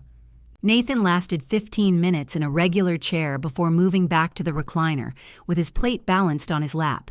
Jenna had a glass of wine. I drank water and watched her refill it halfway through dinner. She saw me watching. 1 glass, she said. I didn't say anything. I can hear your face from here. I laughed. For one evening, we managed not to wound one another. We talked about the doctor, the neighbor's loud leaf blower, and the mysterious woman who had judged Nathan's stubbornness at the hospital entrance. Jenna told us her manager had accidentally shared his screen during a meeting while searching for divorce attorneys. Was he married? I asked. Very. Maybe not for long, Nathan said. It was ordinary enough to hurt. When I left, Jenna walked me to the door. Thank you for today. You're welcome. He was calmer after the appointment. He was tired. He's always tired. So are you. She glanced back at the living room. I keep thinking if I do everything exactly right, nothing else will happen. That sounds exhausting. It is. You can ask for help? Her mouth tilted. Can I? Yes. Without an application? Depends on the help. There it was again, that almost smile. By the next choir rehearsal, I knew the alto line well enough that Barbara stopped glaring at me. Diane had begun bringing an extra pencil because I always forgot mine. We went for pie afterward with 2 women from the tenor section, both of whom believed vocal categories were suggestions. My phone stayed in my purse for 43 minutes without being checked. When I finally looked, Nathan had sent a picture of his dinner. He had made toast himself. One slice was burned, and the other had a pale square where the butter had failed to spread. Independent living, he wrote. I replied, don't attempt laundry without supervision. He sent back a photograph of the Nevada-shaped washcloth. I laughed loudly enough that Diane leaned across the table. What? Nothing. That smile has a name. It's Nathan. Her face softened. Good. The calls became less frequent as his body grew stronger. He still needed help getting to appointments, but he could shower alone if Jenna remained within shouting distance. He began taking slow walks down the block. Paul visited on Mondays. Melanie brought soup on Thursdays. On Wednesdays, I stayed with him from 11 until 1, although after the second week, there was no medical reason I had to. We watched an old detective show and argued about whether the gardener had done it. The gardener always did it. Nathan stopped asking how long I would stay. I stopped checking the clock where he could see me. That did not mean the conflict had disappeared. It had only learned better table manners. Jenna invited Paul and Melanie to dinner on a Sunday, the first time Nathan felt strong enough to sit through an evening with company. She invited Diane and me, too. Don't bring anything, she said on the phone. Is that a request or a warning? It is me telling you I have dinner handled. All right. A silence followed. You can bring dessert, she said. I knew you'd come around. I brought an apple pie. Diane brought vanilla ice cream after being specifically told not to bring anything. Pie needs ice cream, she said when Jenna opened the door. That isn't interference. It's infrastructure. Nathan sat at the dining table wearing a blue button-down shirt. He looked almost like himself, except for the way he held his shoulders and the pillow resting discreetly behind his back. I kissed him and handed Jenna the pie. You look good, I told him. I walked to the corner today. And back? No, I've started a new life at the intersection. Paul raised his glass. He did both directions. I witnessed it. Dinner was roast chicken, potatoes, and green beans. The chicken was slightly dry. I ate every bite without reaching for gravy. Jenna had set the table with cloth napkins and the good wine glasses she usually saved for holidays. Halfway through the meal, Nathan rubbed his chest and went quiet. Conversation stopped. I'm fine, he said. 5 adults stared at him. I moved wrong. You sure? Paul asked. Yes. Jenna touched his wrist under the table. I saw his fingers turn and close around hers. Melanie cleared her throat. This all must be so hard. We're getting through it, Jenna said. You've done an amazing job. Jenna looked down. I've had help. Yes, but still. Melanie glanced at me. And good for you too, Ruth. It can't have been easy stepping back. My fork paused over a green bean. Diane's foot touched mine beneath the table. What do you mean? I asked. Melanie immediately became interested in her napkin. I only meant giving them space. Who told you I stepped back? Nobody said it like that. You said it exactly like that when you called me. Paul looked at Melanie. You called Ruth? To arrange Thursday. Jenna put down her glass. I told her we were adjusting. Adjusting what? I asked. Our expectations. Of me? Of everybody. Nathan said, Can we not do this? There it was again. The sentence that asked the room to become smooth by sanding off my side. I looked at him. He looked back, and this time he seemed to recognize it too. Jenna said, I never told anyone you abandoned us. I didn't use that word. No, but you're implying it. I'm asking why Melanie thinks I withdrew from the family. I don't think that, Melanie said quickly. Then what do you think? I think I would like more potatoes. Diane lifted the serving bowl. Excellent choice. She passed it across the table, but nobody took any. Nathan rubbed his forehead. Mom, Jenna's been trying to cover everything. I know. She went back to work. She arranges who comes when I can't be alone. She's up with me at night. I know that too. Then why does every conversation have to become evidence? Because people are discussing me when I'm not in the room. Jenna's chair moved back an inch. You're not always in the room, Ruth. The words struck before she seemed to hear them herself. Paul looked down at his plate. I folded my napkin. Dinner was lovely, I said. Don't, Jenna said. Don't what? Turn this into the hospital again. I didn't bring up the hospital. You never have to. It's sitting at the table with us. Nathan said, She's right. I looked at him. His face changed. I mean, the hospital is still between us. That is not what it sounded like. I don't know what you want me to say. The truth would be a start. The truth is, you did step back. Diane whispered, Nathan. No, she did. Maybe she had a reason, but she did it. Jenna didn't invent that. My purse hung from the back of my chair. I reached for it. Nathan's voice sharpened. And now you're leaving so everyone feels terrible. I'm leaving because I don't want to say something I can't take back. You already did that in the hospital. The room went silent. He looked shocked by his own words. I stood carefully. I'm glad you're feeling better, I said. Thank you for dinner. Outside, Diane caught up with me at the car. He was angry. So was I. He's recovering. So am I. She stood between me and the driver's door. You wanted the truth. I wanted him to admit he chose the easier person to hurt. He did admit it. He explained it. Maybe that's all he can do right now. No, it's all he's willing to do. My phone rang before I reached home. Nathan. I let it ring 4 times before answering. What? I said. He inhaled carefully. I'm sorry. For which part? Mom, that matters. I'm sorry I said you ruined dinner. You didn't say that. That's what I meant. I know. He was quiet. I heard a door close behind him, then the faint change in sound that meant he had moved into another room. I don't want to be the thing you and Jenna pull between you, he said. You aren't. It feels like I am. You are not a rope, Nathan. You're holding one end. I'm trying to recover, and I'm trying to stop disappearing. From what? From my own life. His breathing came slowly over the line. Then he said, I need you Wednesday from 11 to 1. Jenna has a meeting. If you can't, I'll ask Paul. It was the cleanest request he had made. I can, I said. Okay. And Nathan? Yes? I'm sorry I left dinner that way. He let out a breath. Thank you.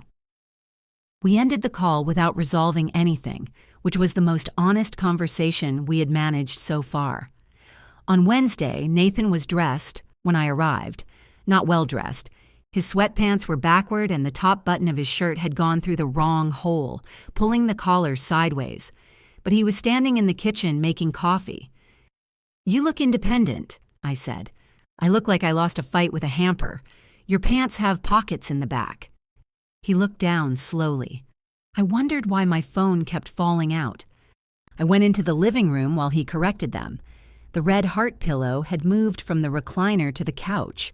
The medication bottles were no longer lined up on the coffee table. Only the breathing device remained, gathering dust beside a stack of mail. When Nathan returned, his pants faced the right direction and his shirt did not. You missed a button. I know. You do not know. I knew you'd tell me. I stepped closer and fixed it. You could have asked. You could have ignored it. Now you're asking for miracles. We drank coffee at the dining table. He took his without sugar for the first time in his adult life. Jenna says I need to cut back, he said. On half a teaspoon of sugar? She's reorganized every substance that enters my body. Fear comes out of her as management. He looked at me over his mug. You say that like you're different. My management includes baked goods. So it's friendlier. Exactly. He smiled, then became serious. About Sunday. We apologized for leaving dinner, not the rest. I waited. He rubbed his thumb along the rim of his mug. I should have told Jenna not to make you leave the hospital room. There was no explanation attached, no mention of medication, stitches, fear, or peace. I sat very still. Yes, I said. I knew it was wrong, I know. I just didn't think 1 hour would matter this much. It wasn't an hour, I understand that now. Do you? His jaw tightened. If I say the right words and you ask whether I mean them, how am I supposed to answer? I don't know. That's honest. I am trying. So am I. The refrigerator clicked on behind us. A delivery truck groaned somewhere outside. The ordinary sounds made the conversation feel less dangerous. Nathan said, I'm sorry. This time I did not ask for which part. Thank you. He reached across the table. I took his hand. After a moment, he said, Are we fixed? No, worth a shot. We watched the detective show until 1. The gardener had not done it. A dentist had, which I considered cheating. Before I left, Nathan walked me to the door without the pillow. He moved slowly, but he did not touch the walls. My doctor thinks I can be alone for a few hours now, he said. That's good. Jenna's canceling the schedule. Also good. So you don't have to come next Wednesday. The words were practical.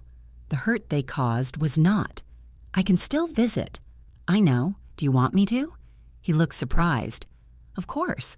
Then ask me when. He laughed. You're committed to this. I bought a tote bag. He hugged me carefully, one arm around my shoulders. Come for lunch next Wednesday, he said. I will. The schedule disappeared, and with it went all the calls I had once complained about. No one asked whether I could cover Thursday. No one needed a ride for several days. Jenna stopped sending medical updates because there were fewer updates to send. Nathan texted occasionally, a photograph of his blood pressure reading, a complaint about low-sodium soup, a triumphant picture of himself halfway down the block. But the long spaces between messages belonged to me. I discovered I did not know what to do with them. On Saturday, I drove past his street on my way to the pharmacy. I told myself Maple Avenue had construction, though it did not. Nathan's car sat in the driveway beside Jenna's. Through the front window, I could see movement in the living room. I kept driving. At choir, Barbara handed me a stack of music and told me she wanted me on the end of the second row for the winter concert. Why the end? I asked. You sway. I do not. You do when you're uncertain. Then put Diane on the end. She sings flat when she's confident. Diane looked up from sharpening a pencil. I heard that. Good. Your hearing still works. Barbara pinched the bridge of her nose. I remember rehearsal being quieter without you. You said you needed altos. I was young and reckless. After rehearsal, 4 of us went for pie. I left my phone in my purse for the entire slice. Sunday breakfast with Diane became a habit.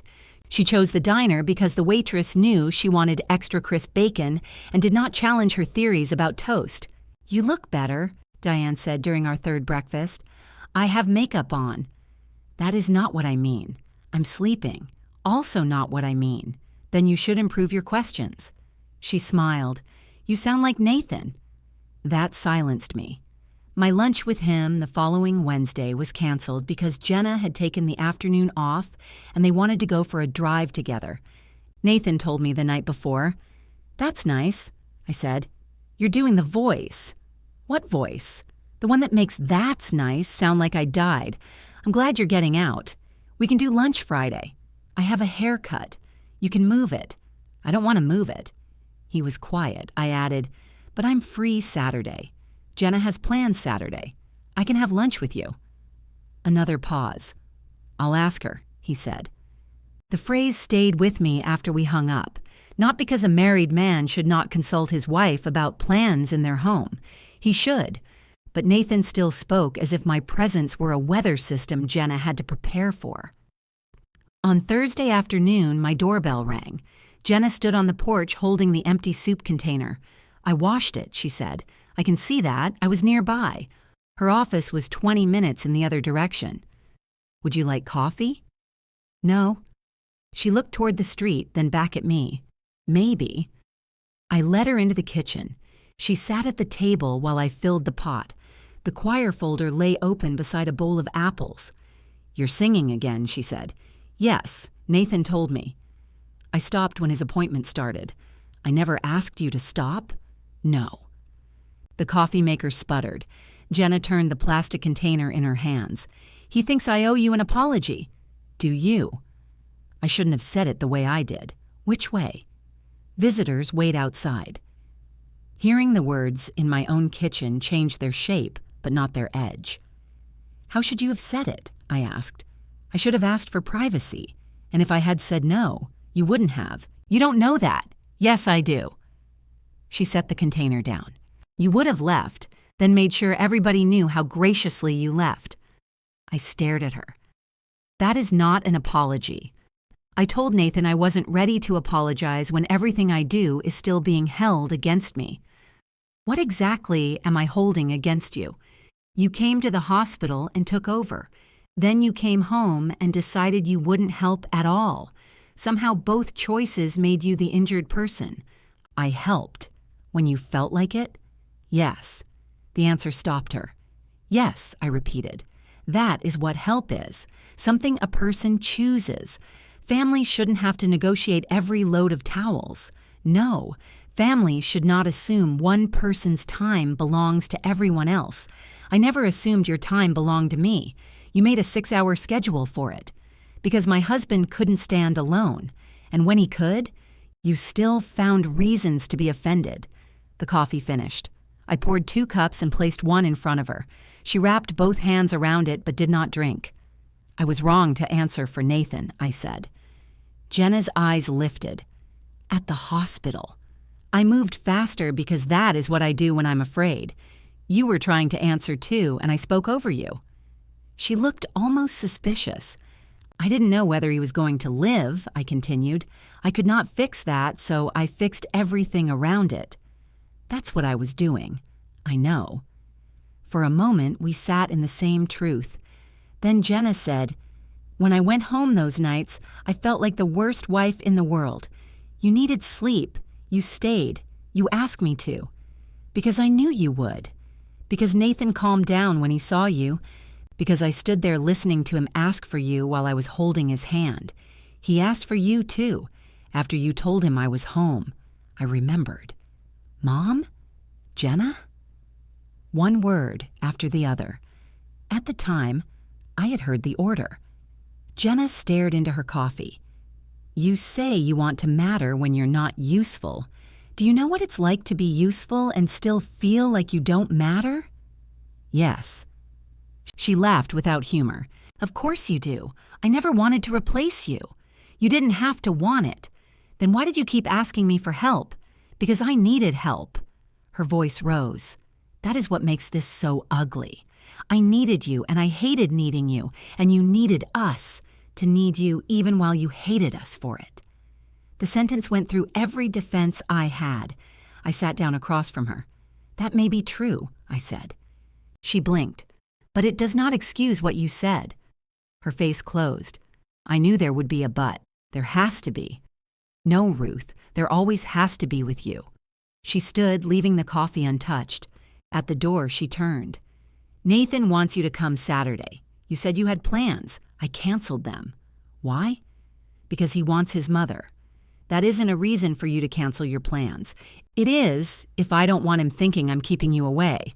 "I don't think that. You don't have to say it. Your face has independent opinions." She opened the door. "Jenna." She waited. "Thank you for bringing the container." It was a ridiculous thing to say. Her expression softened anyway. "You're welcome. Saturday, I arrived with nothing in my hands." Nathan opened the door himself. He wore jeans and a dark green sweater, and for the first time since the surgery, he looked like a man who lived in his house rather than a patient stored there. "Where's Jenna?" I asked. "She went out." "I thought she canceled her plans." "She uncanceled them. Is that a word? It is in marriage." He stepped aside. On the dining table sat 2 sandwiches, a bowl of potato chips, and 3 folded paper napkins. 3? I asked. Nathan looked at the extra place. She said she might be back. We ate without her. At 1:30, the front door opened. Jenna walked in carrying 2 shopping bags. She saw us laughing over the detective show and stopped. For 1 second, she looked exactly as she had in the hospital doorway, outside a closeness she believed had no chair for her. Then Nathan shifted over on the couch. "There you are," he said. "Sit down." "Mom thinks the gardener did it again." Jenna put the bags on the floor. There's nowhere to sit. The armchair stood empty across from us. Nathan looked at it, then at her. "Pull it closer," he said. She did. Jenna dragged the armchair across the rug. One wooden leg caught, and the chair tipped toward her. Nathan reached out on instinct. His face tightened. "I've got it," Jenna said. "So did my aorta. That joke is retired." She shoved the chair into the narrow space beside the couch and sat. Her knees nearly touched the coffee table.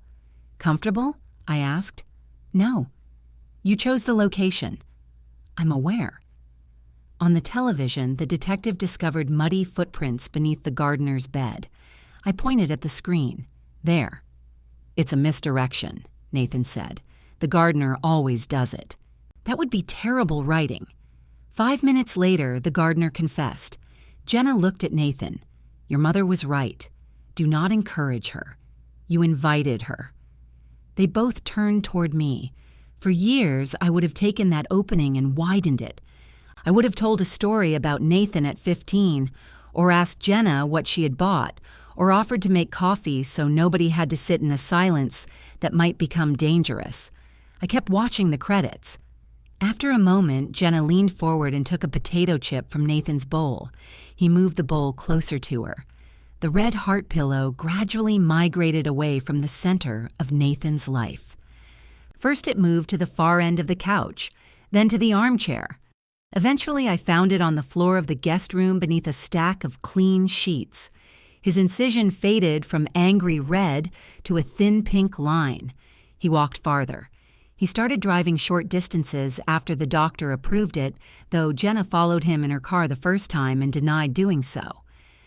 "I happened to be going to the pharmacy," she told me. "The pharmacy is west. Nathan went east. There are multiple pharmacies." Nathan returned to work from home for 3 hours a day. By the end of his first week, he complained that Jenna checked on him every 20 minutes. "She brings water like I'm a houseplant," he said over the phone. "Do you need water?" "No." "Tell her." I did. She brought tea. "Then tell her again. She'll get upset." I was standing at my kitchen counter, slicing an apple. I set down the knife. "Did you call to talk to me, or did you call so I would talk to Jenna?" "I'm talking to you about a problem with Jenna. I'm venting. You want me to say she's overreacting so you can tell her your mother agrees. I would never say it like that. How would you say it?" He paused. "Even Mom thinks you're overreacting." Very subtle. I thought so. Tell your wife you need 3 uninterrupted hours to work. She'll say I'm not ready. Then discuss it. We discuss things differently. You avoid them until she makes a rule. That is a discussion. It just has poor balance. Nathan. All right. 2 days later, he called to report that he and Jenna had fought. "Are you all right?" I asked. "Yes. Is she?" "She went for a drive." "Did you say anything cruel?" "Probably." "She did too." "Do you want me to call her?" "No." The answer came so quickly that I smiled. What happened? I told her I needed her to stop monitoring me. She said she watched me almost die and didn't know how to stop. I said that wasn't my fault. That was cruel. "I know." "What did you say next?" "Nothing for a while." That was wise. Then I told her I was scared too, and every time she asked how I felt, I heard the ambulance. I sat at my kitchen table. What did she say? She said every time I told her I was fine, she saw me on the kitchen floor. Oh. Then we both cried, which was disgusting. "I'm glad." "You're glad we're disgusting?" "I'm glad you said the part beneath the argument." He was quiet. "We agreed she can check once at lunch," he said. "If I need something before then, I'll ask. That sounds reasonable. I stole it from you." Most of your good qualities came from me. Dad would object. Your father would object just to keep the conversation lively. For the first time since the surgery, we spoke about his father without the room changing temperature. Nathan laughed, and I did too. The next afternoon, Jenna called. Nathan wants to drive to the office Monday. Does his doctor allow it? He can drive. That doesn't mean he should sit there for 8 hours pretending he isn't tired. Has he said 8 hours? He says he'll leave when he's tired. That sounds sensible. He won't leave. Then tell him. I have. What did he say? That he's an adult. He is. She went silent. I closed the book I had been reading. You want me to tell him not to go. He listens to you. That is not always a good thing. He respects you. He expects me to resolve what he does not want to resolve with you. I'm not asking you to resolve anything. I'm asking you to remind a stubborn man that he had major surgery. He remembers. He acts like he doesn't. Then let him be tired. What if something happens? You cannot keep him alive by preventing every unpleasant minute. Her breathing sharpened. Easy for you to say. No, it isn't. You're not here at 3 in the morning when he sits up because he thinks his heart feels strange. No, you're at choir. The sentence arrived casually, but neither of us mistook it for casual. Yes, I said. Sometimes I am. She sighed. That came out wrong. It came out honest. I don't resent choir. You resent that I'm not waiting beside my phone. I called and you answered. And I am telling you the same thing I told Nathan. Talk to your spouse. She was quiet for so long that I thought the call had dropped. Then she said, I hate when you're right. That is one thing we have in common. Nathan went to the office Monday. He stayed 3 hours, came home exhausted, and slept the rest of the afternoon. Jenna did not call me to report that she had been right. Nathan did not call me to complain that she had been right. They survived the knowledge without a witness. On Wednesday, Nathan invited me to dinner. 6 o'clock, he said. I'm cooking. What are you making? Food. That narrows it. Chicken and pasta. What kind of sauce? The kind in the jar. A time-honored family recipe. Are you coming or reviewing the menu? Does Jenna know? I live here too. That is not an answer. I invited you. I waited. Mom, does your wife know I'm coming to dinner? She knows you're coming over. The difference sat between us. What did you tell her? That you were coming Wednesday. Did you say dinner? I may not have emphasized the meal. Nathan, it's my house too. You already used that argument. Will you come? I should have made him tell Jenna clearly before I agreed. Instead, I said yes. Perhaps I was tired of being the only person required to pass every test. At 6, I arrived empty-handed. No dessert, no soup, no emergency side dish, hidden beneath foil. Nathan opened the door wearing an apron that said, Kiss the Cook in faded red letters. It had belonged to his father. You found the apron. It was in the drawer. Your father wore it every time he burned meat. Then I'm honoring tradition. Smoke drifted from the kitchen. What's burning? Garlic. You said jar sauce. I tried to improve it. Another family tradition. Jenna stood at the kitchen island with her arms crossed. She wore work clothes and had not taken off her shoes. Hi, Ruth. Hi. Her gaze moved to my empty hands. I was told you were stopping by. I looked at Nathan. She's staying for dinner, he said. Jenna's jaw tightened. Can I talk to you? We are talking. Privately. Nathan turned down the burner beneath a pan of blackened garlic. Fine. They went into the dining room, which was separated from the kitchen by an archway and no door. Privacy was mostly theoretical. You didn't tell me, Jenna said in a low voice. I told you she was coming. You did not say dinner. I'm saying it now. That's not how plans work. I wanted to have dinner with my mother. I never said you couldn't. You asked me last week if we could have some time without her taking over the house again. I said I wasn't ready for that. Ready for what? She's coming to dinner. You know what happens. She starts with dinner. Then she's in the laundry and the kitchen and every conversation. I stood beside the stove with my purse still on my shoulder. Nathan said, She is standing 10 feet away. Stop talking about her like she isn't here. Jenna came through the archway and saw me. Great, she said. Now I'm the villain again. No one said that, I told her. You don't have to. My face, your whole presence. Nathan removed the pan from the burner too fast and hissed when the handle burned his palm. Both Jenna and I moved toward him. He stepped back. I'm fine. You burned yourself, Jenna said. It's a pan, not a medical event. Run it under cold water, I said. He did. Jenna looked at me. See? She walks in and everything changes. I told him to put his hand under water. I know what you told him. I am not trying to take over your house. You say that while telling everyone how to behave in it. Nathan shut off the faucet. I invited Mom, he said. I should have told you clearly. I didn't because I knew you'd object, and that was cowardly. Jenna's expression shifted at the word. But she's still invited, he continued. Nobody asked her to cook. Nobody asked her to clean. She is allowed to sit at our table without earning the chair. The kitchen went very quiet. I looked at him. He did not look at me. He kept his eyes on Jenna.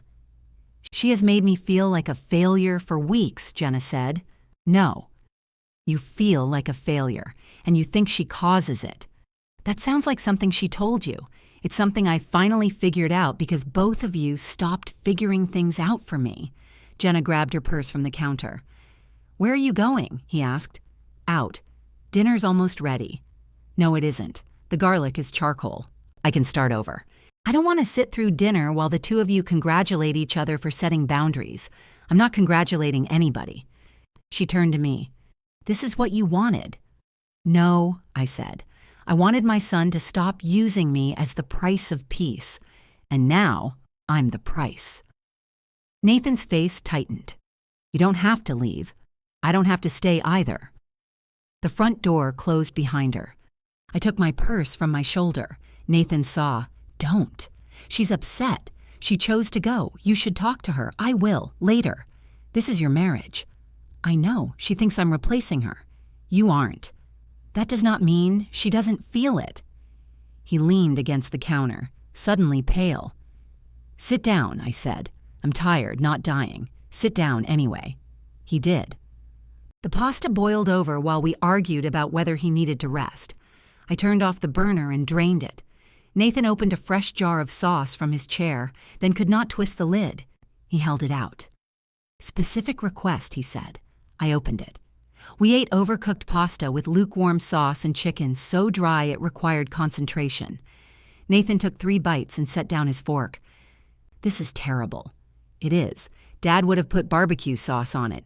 Your father put barbecue sauce on pancakes. He was an innovator. I looked at Jenna's empty chair. Do you want me to go? No? Are you sure? No, he said, but stay anyway. So I stayed. The meal remained bad. Jenna remained gone.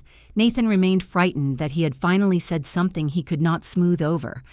For once, he did not ask me to smooth it for him.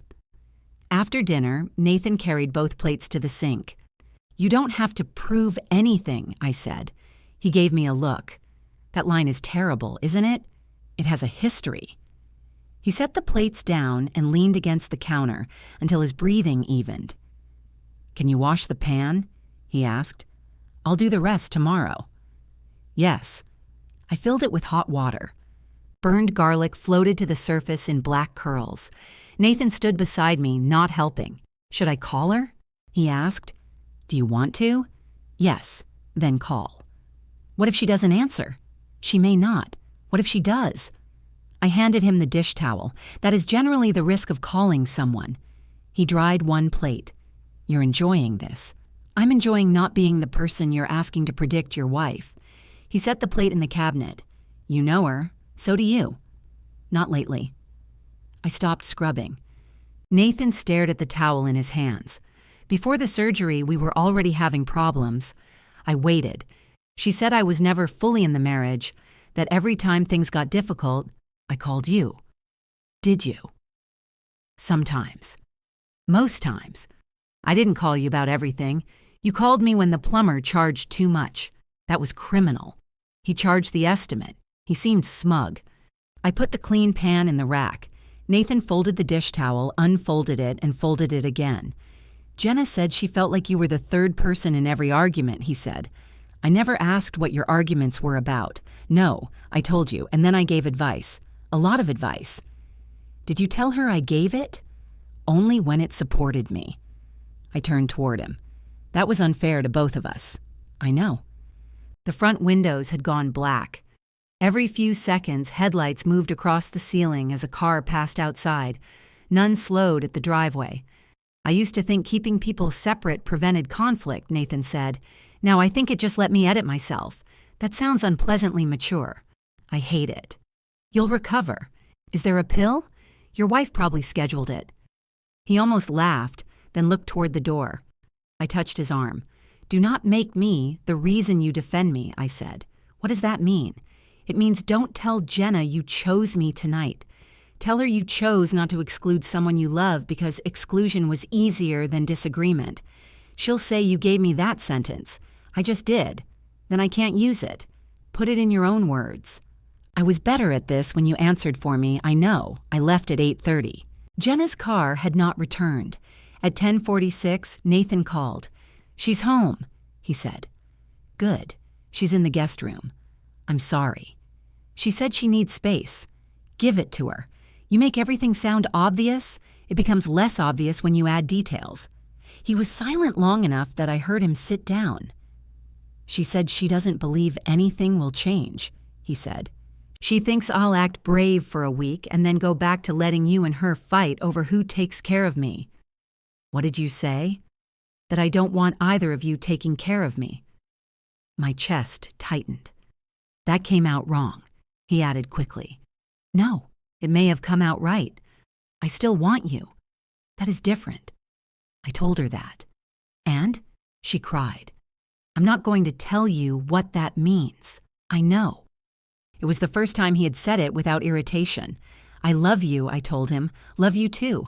Go talk to your wife when she's ready. What if she never is? Then you will still have to live through it. He exhaled.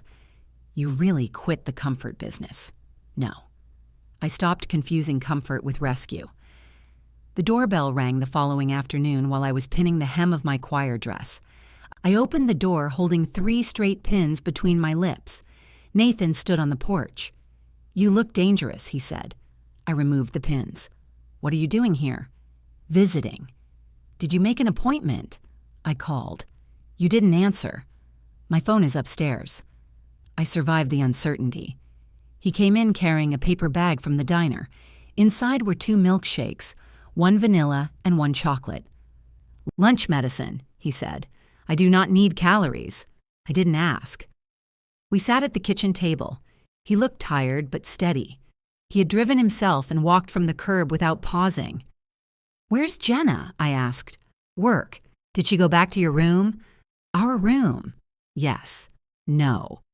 I pushed the vanilla shake toward him. He frowned. You remembered. You ordered vanilla in front of me. I mean, you didn't take over the conversation. That sounded like an accusation. It was gratitude. He ate a spoonful. I waited. I came to apologize properly, he said. You already apologized. I apologized until you stopped being upset enough for me to feel better. The accuracy of it left me with nothing to say. He set down the spoon. In the hospital, I heard Jenna tell you to wait outside. I knew how it sounded. I knew you had stayed in that chair because she and I asked you to. I saw you waiting for me to say something. I looked at my hands. I chose the sentence that demanded the least courage from me, he said. His voice was steady, but his eyes were not. I knew Jenna would be angry if I contradicted her. I knew you'd forgive me. You were the safer person to hurt. Cheaper, I said.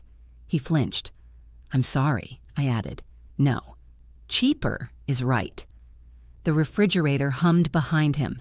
Somewhere outdoors, a leaf blower started and stopped. I have done that to you for years, he continued. Anytime Jenna forgot something or Dad's family said something rude or somebody made you feel small, I asked you to be bigger. I made your forgiveness part of your job. I pressed my fingers against my mouth. I don't expect this apology to fix it, he said. "And I'm not asking you to come back and do everything you used to do. I couldn't. I know. Even if I wanted to. I know. I do forgive you." His shoulders dropped. "But forgiveness does not restore the arrangement we had." He nodded slowly. "I will not be on call," I said. "I will not be the person you use to avoid a difficult conversation. I'm not going to earn my place by keeping your life smooth. Okay? And when I overstep, you tell me. That feels dangerous. It is." He smiled through wet eyes. "What arrangement do we have now?" he asked. "I don't know. Can it include milkshakes?" "Occasionally. And Wednesdays? Sometimes." He reached across the table. This time, when I took his hand, neither of us treated the gesture as a settlement. Nathan came to the winter concert alone. I saw him from the second row before Barbara raised her hands for the first song. He sat beside Diane near the aisle wearing a jacket over his green sweater. Diane had saved him a seat with her purse and was now explaining something with both hands. Nathan looked toward the stage. When he found me, he smiled. I almost missed the first note. Barbara glared. I came in half a beat late and spent the rest of the opening song trying not to look at him. During the second song, the altos carried the melody. My voice found the notes without searching. I did not sway. Afterward, people crowded the lobby with paper cups of punch and cookies hard enough to survive shipping. Diane hugged me and announced that I had been audible. "Barbara will be thrilled," I said. "She won't. She's already correcting somebody." Nathan handed me a small bouquet wrapped in brown paper.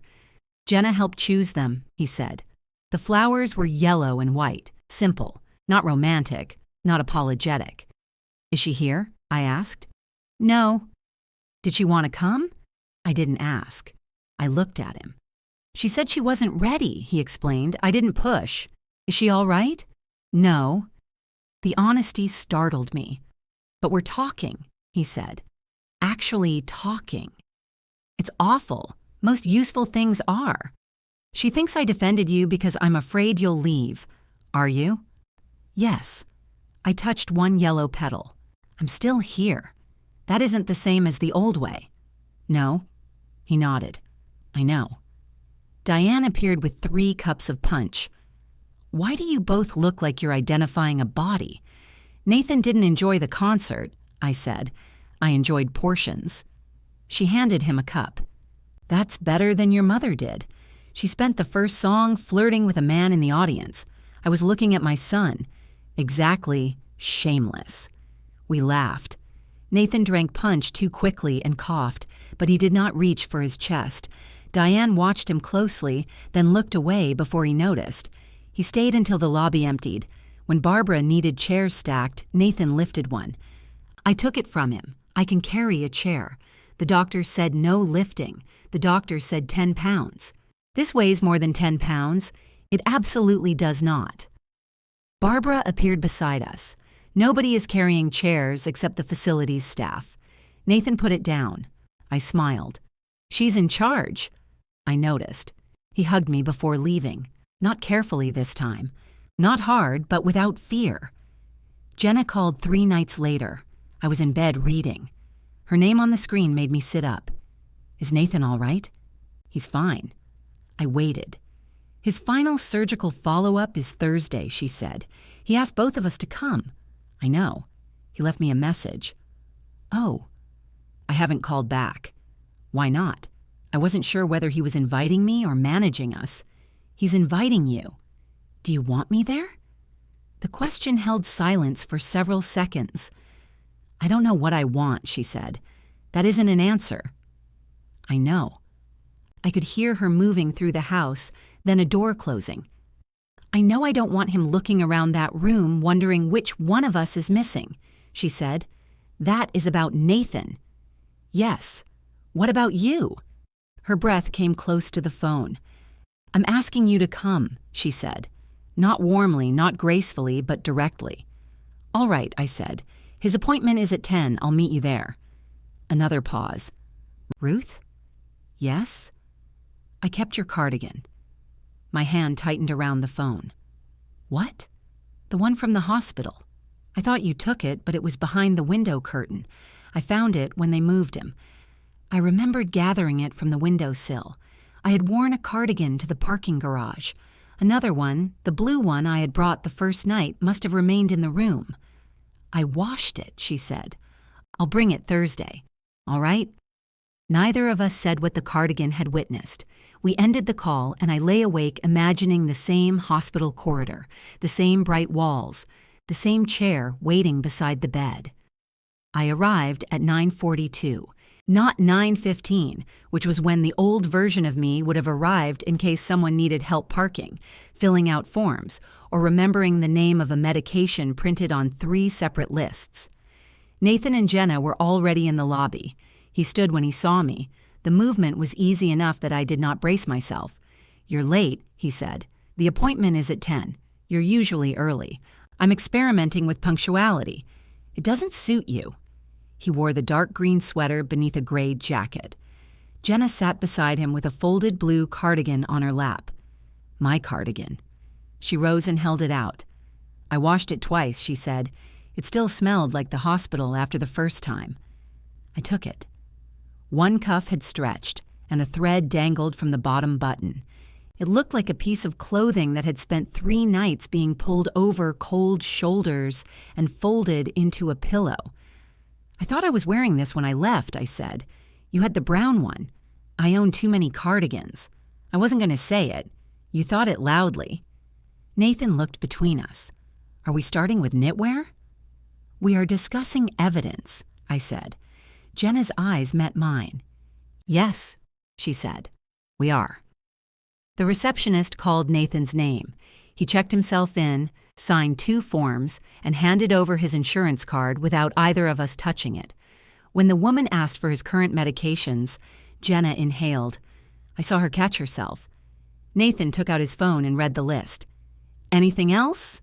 The receptionist asked. No, he said. Jenna and I nodded like members of a synchronized swimming team. In the elevator, Nathan leaned toward me. That was unsettling. What was? Neither of you spoke. We're capable of restraint. Since when? 10 minutes ago. The surgical clinic was on the 4th floor. The waiting area had gray carpet, low tables, and chairs upholstered in a blue pattern designed to conceal every stain known to medicine. Nathan sat between us. A man across the room coughed. 3 heads turned toward him, mine, Jenna's, and Nathan's. See, Nathan said. He should cover his mouth, Jenna replied. He could have stitches. He still has an elbow. A nurse appeared in the doorway and called him back. The examination room was small. A padded table stood beneath a cabinet of medical supplies. 1 vinyl chair waited beside it. Only one. Nathan removed his jacket and climbed onto the table. Jenna took the chair while I remained near the door holding my blue cardigan. For a second, nobody moved. The room around us seemed to change. It was not the same room. The window faced a parking lot instead of the city. There were no monitors, no canvas tote at my feet, no tubes carrying Nathan's life through plastic. Still, I felt the old hallway opening behind me. Jenna looked down at the chair. Then she stood. Wait, she said. She went into the hall and returned, pulling another vinyl chair by its metal back. 1 leg dragged against the floor with a sharp squeak. The nurse looked up from the computer. Sorry, Jenna said. We need this. She set the second chair beside the first. No speech, no careful smile. She simply sat and left the other one open. Nathan looked at me.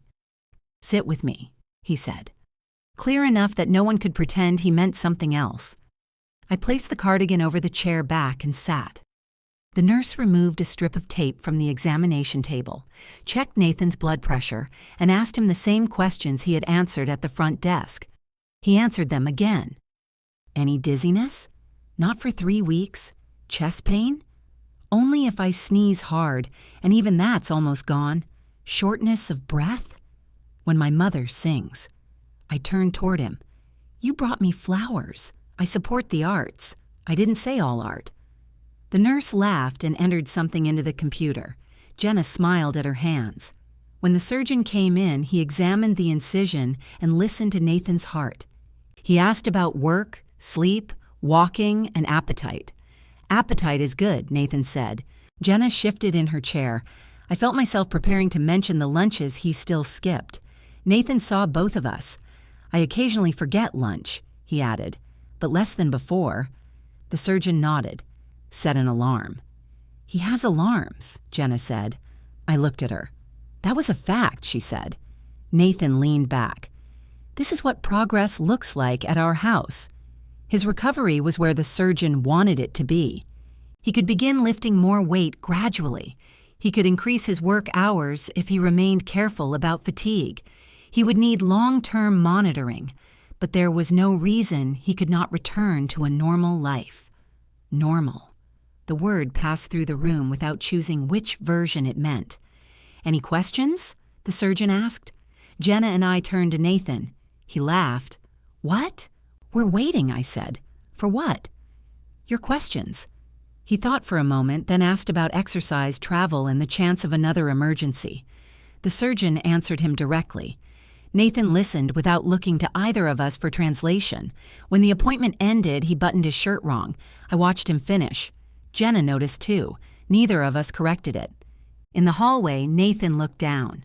Oh, come on. He fixed the buttons himself while we waited for the elevator. We went to the hospital cafeteria because Nathan wanted coffee, and none of us was ready to walk directly into separate parking garages. The same roast from the television show did not appear on the menu, but the coffee was still bad enough to remove paint. Nathan took one sip. This tastes like somebody described coffee to hot water. You drank it for a week, I said. I was medicated. Jenna wrapped both hands around her cup. I drank 6 of these the night of the surgery. That explains a lot, Nathan said. She looked at him. About your alertness, he added. We sat near a window overlooking the ambulance entrance. Vehicles came and went, each carrying a private disaster into the building. For a few minutes, we watched without talking. Then Nathan said, I want to have dinner Saturday. At your house? I asked. Yes. Are you cooking? No, I've lost that privilege. You never had it, Jenna said. He ignored her. Mom, can you come at 6? I can. He turned to Jenna. Can you? She stared at him. I live there. That wasn't my question. A small smile appeared. Yes, she said. I can come to dinner at my own house. I'm bringing dessert, I said. Jenna lifted one finger. One dessert. Diane may bring ice cream. Diane brings chaos. I've accepted it. Nathan stood to find the restroom. Don't leave without me, he said.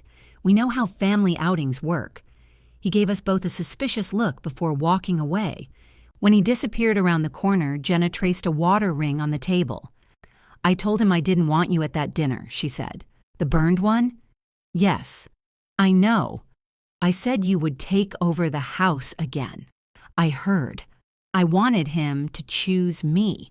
He did choose you. He married you. It didn't feel permanent enough. Her voice was flat, almost irritated. She was not making the confession beautiful for either of us. When I came into that hospital room and saw you in the chair, she continued, Nathan was holding your hand. He had been asking for you. The nurses knew your name. You knew which medication they had changed and how much water he drank. I felt like a guest in my own husband's emergency. You went home because you were exhausted. I went home because you were better at being there. That is not the same thing. I know that now. A cart rattled past carrying trays of dirty dishes. Jenna looked toward the hallway where Nathan had gone. When I picked up your cardigan, she said, I knew exactly how long you had been in that chair. I saw the mark on your face from sleeping against the seam.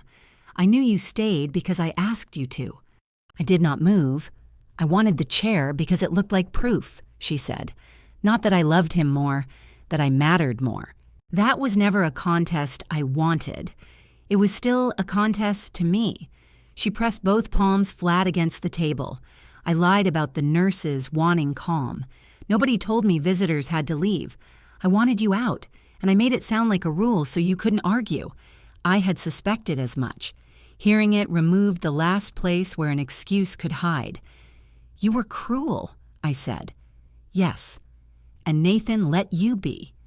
Yes. He was the person who could have stopped it. I know. She looked at me fully. "I'm sorry, Ruth." There was no explanation after it. "I'm not sorry that I wanted time alone with my husband," she said. "I'm sorry I treated you like your love only counted when I needed relief from it. I'm sorry I made you stand in a hallway after you sat beside him for 3 nights." My eyes burned. "I accept your apology." Her shoulders loosened, but I raised my hand before she could mistake acceptance for erasure. "We are not going back," I said. "I don't want to. I'm not moving into your house when something goes wrong." "I know. I will not be given a schedule for my own time." "I know.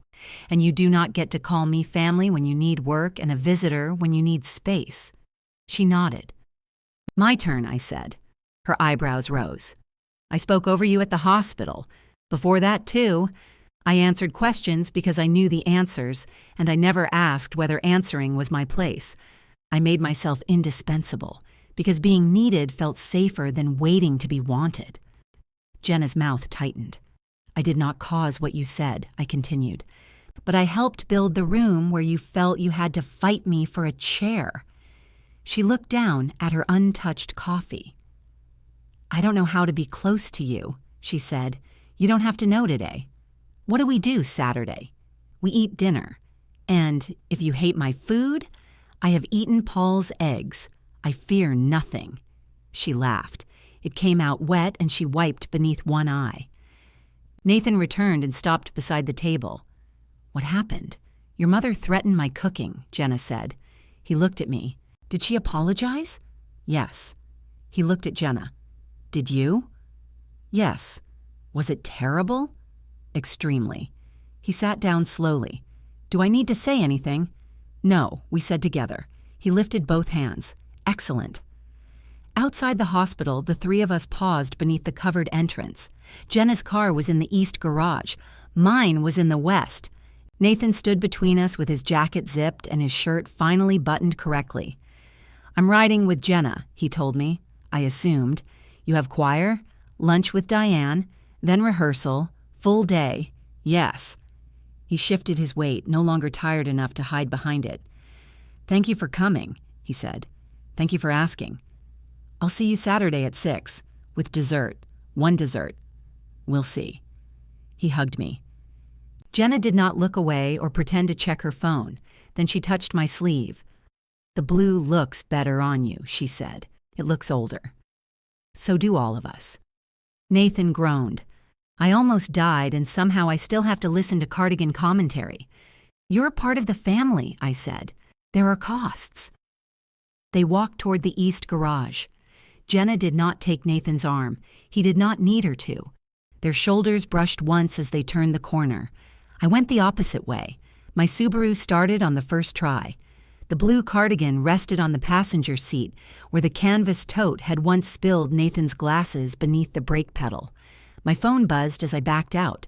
"Diane, if you're late, I'm eating your pancakes." I smiled and set the phone in the console. Then I drove out of the hospital garage without waiting for anyone to need me, already expected somewhere I had chosen to go.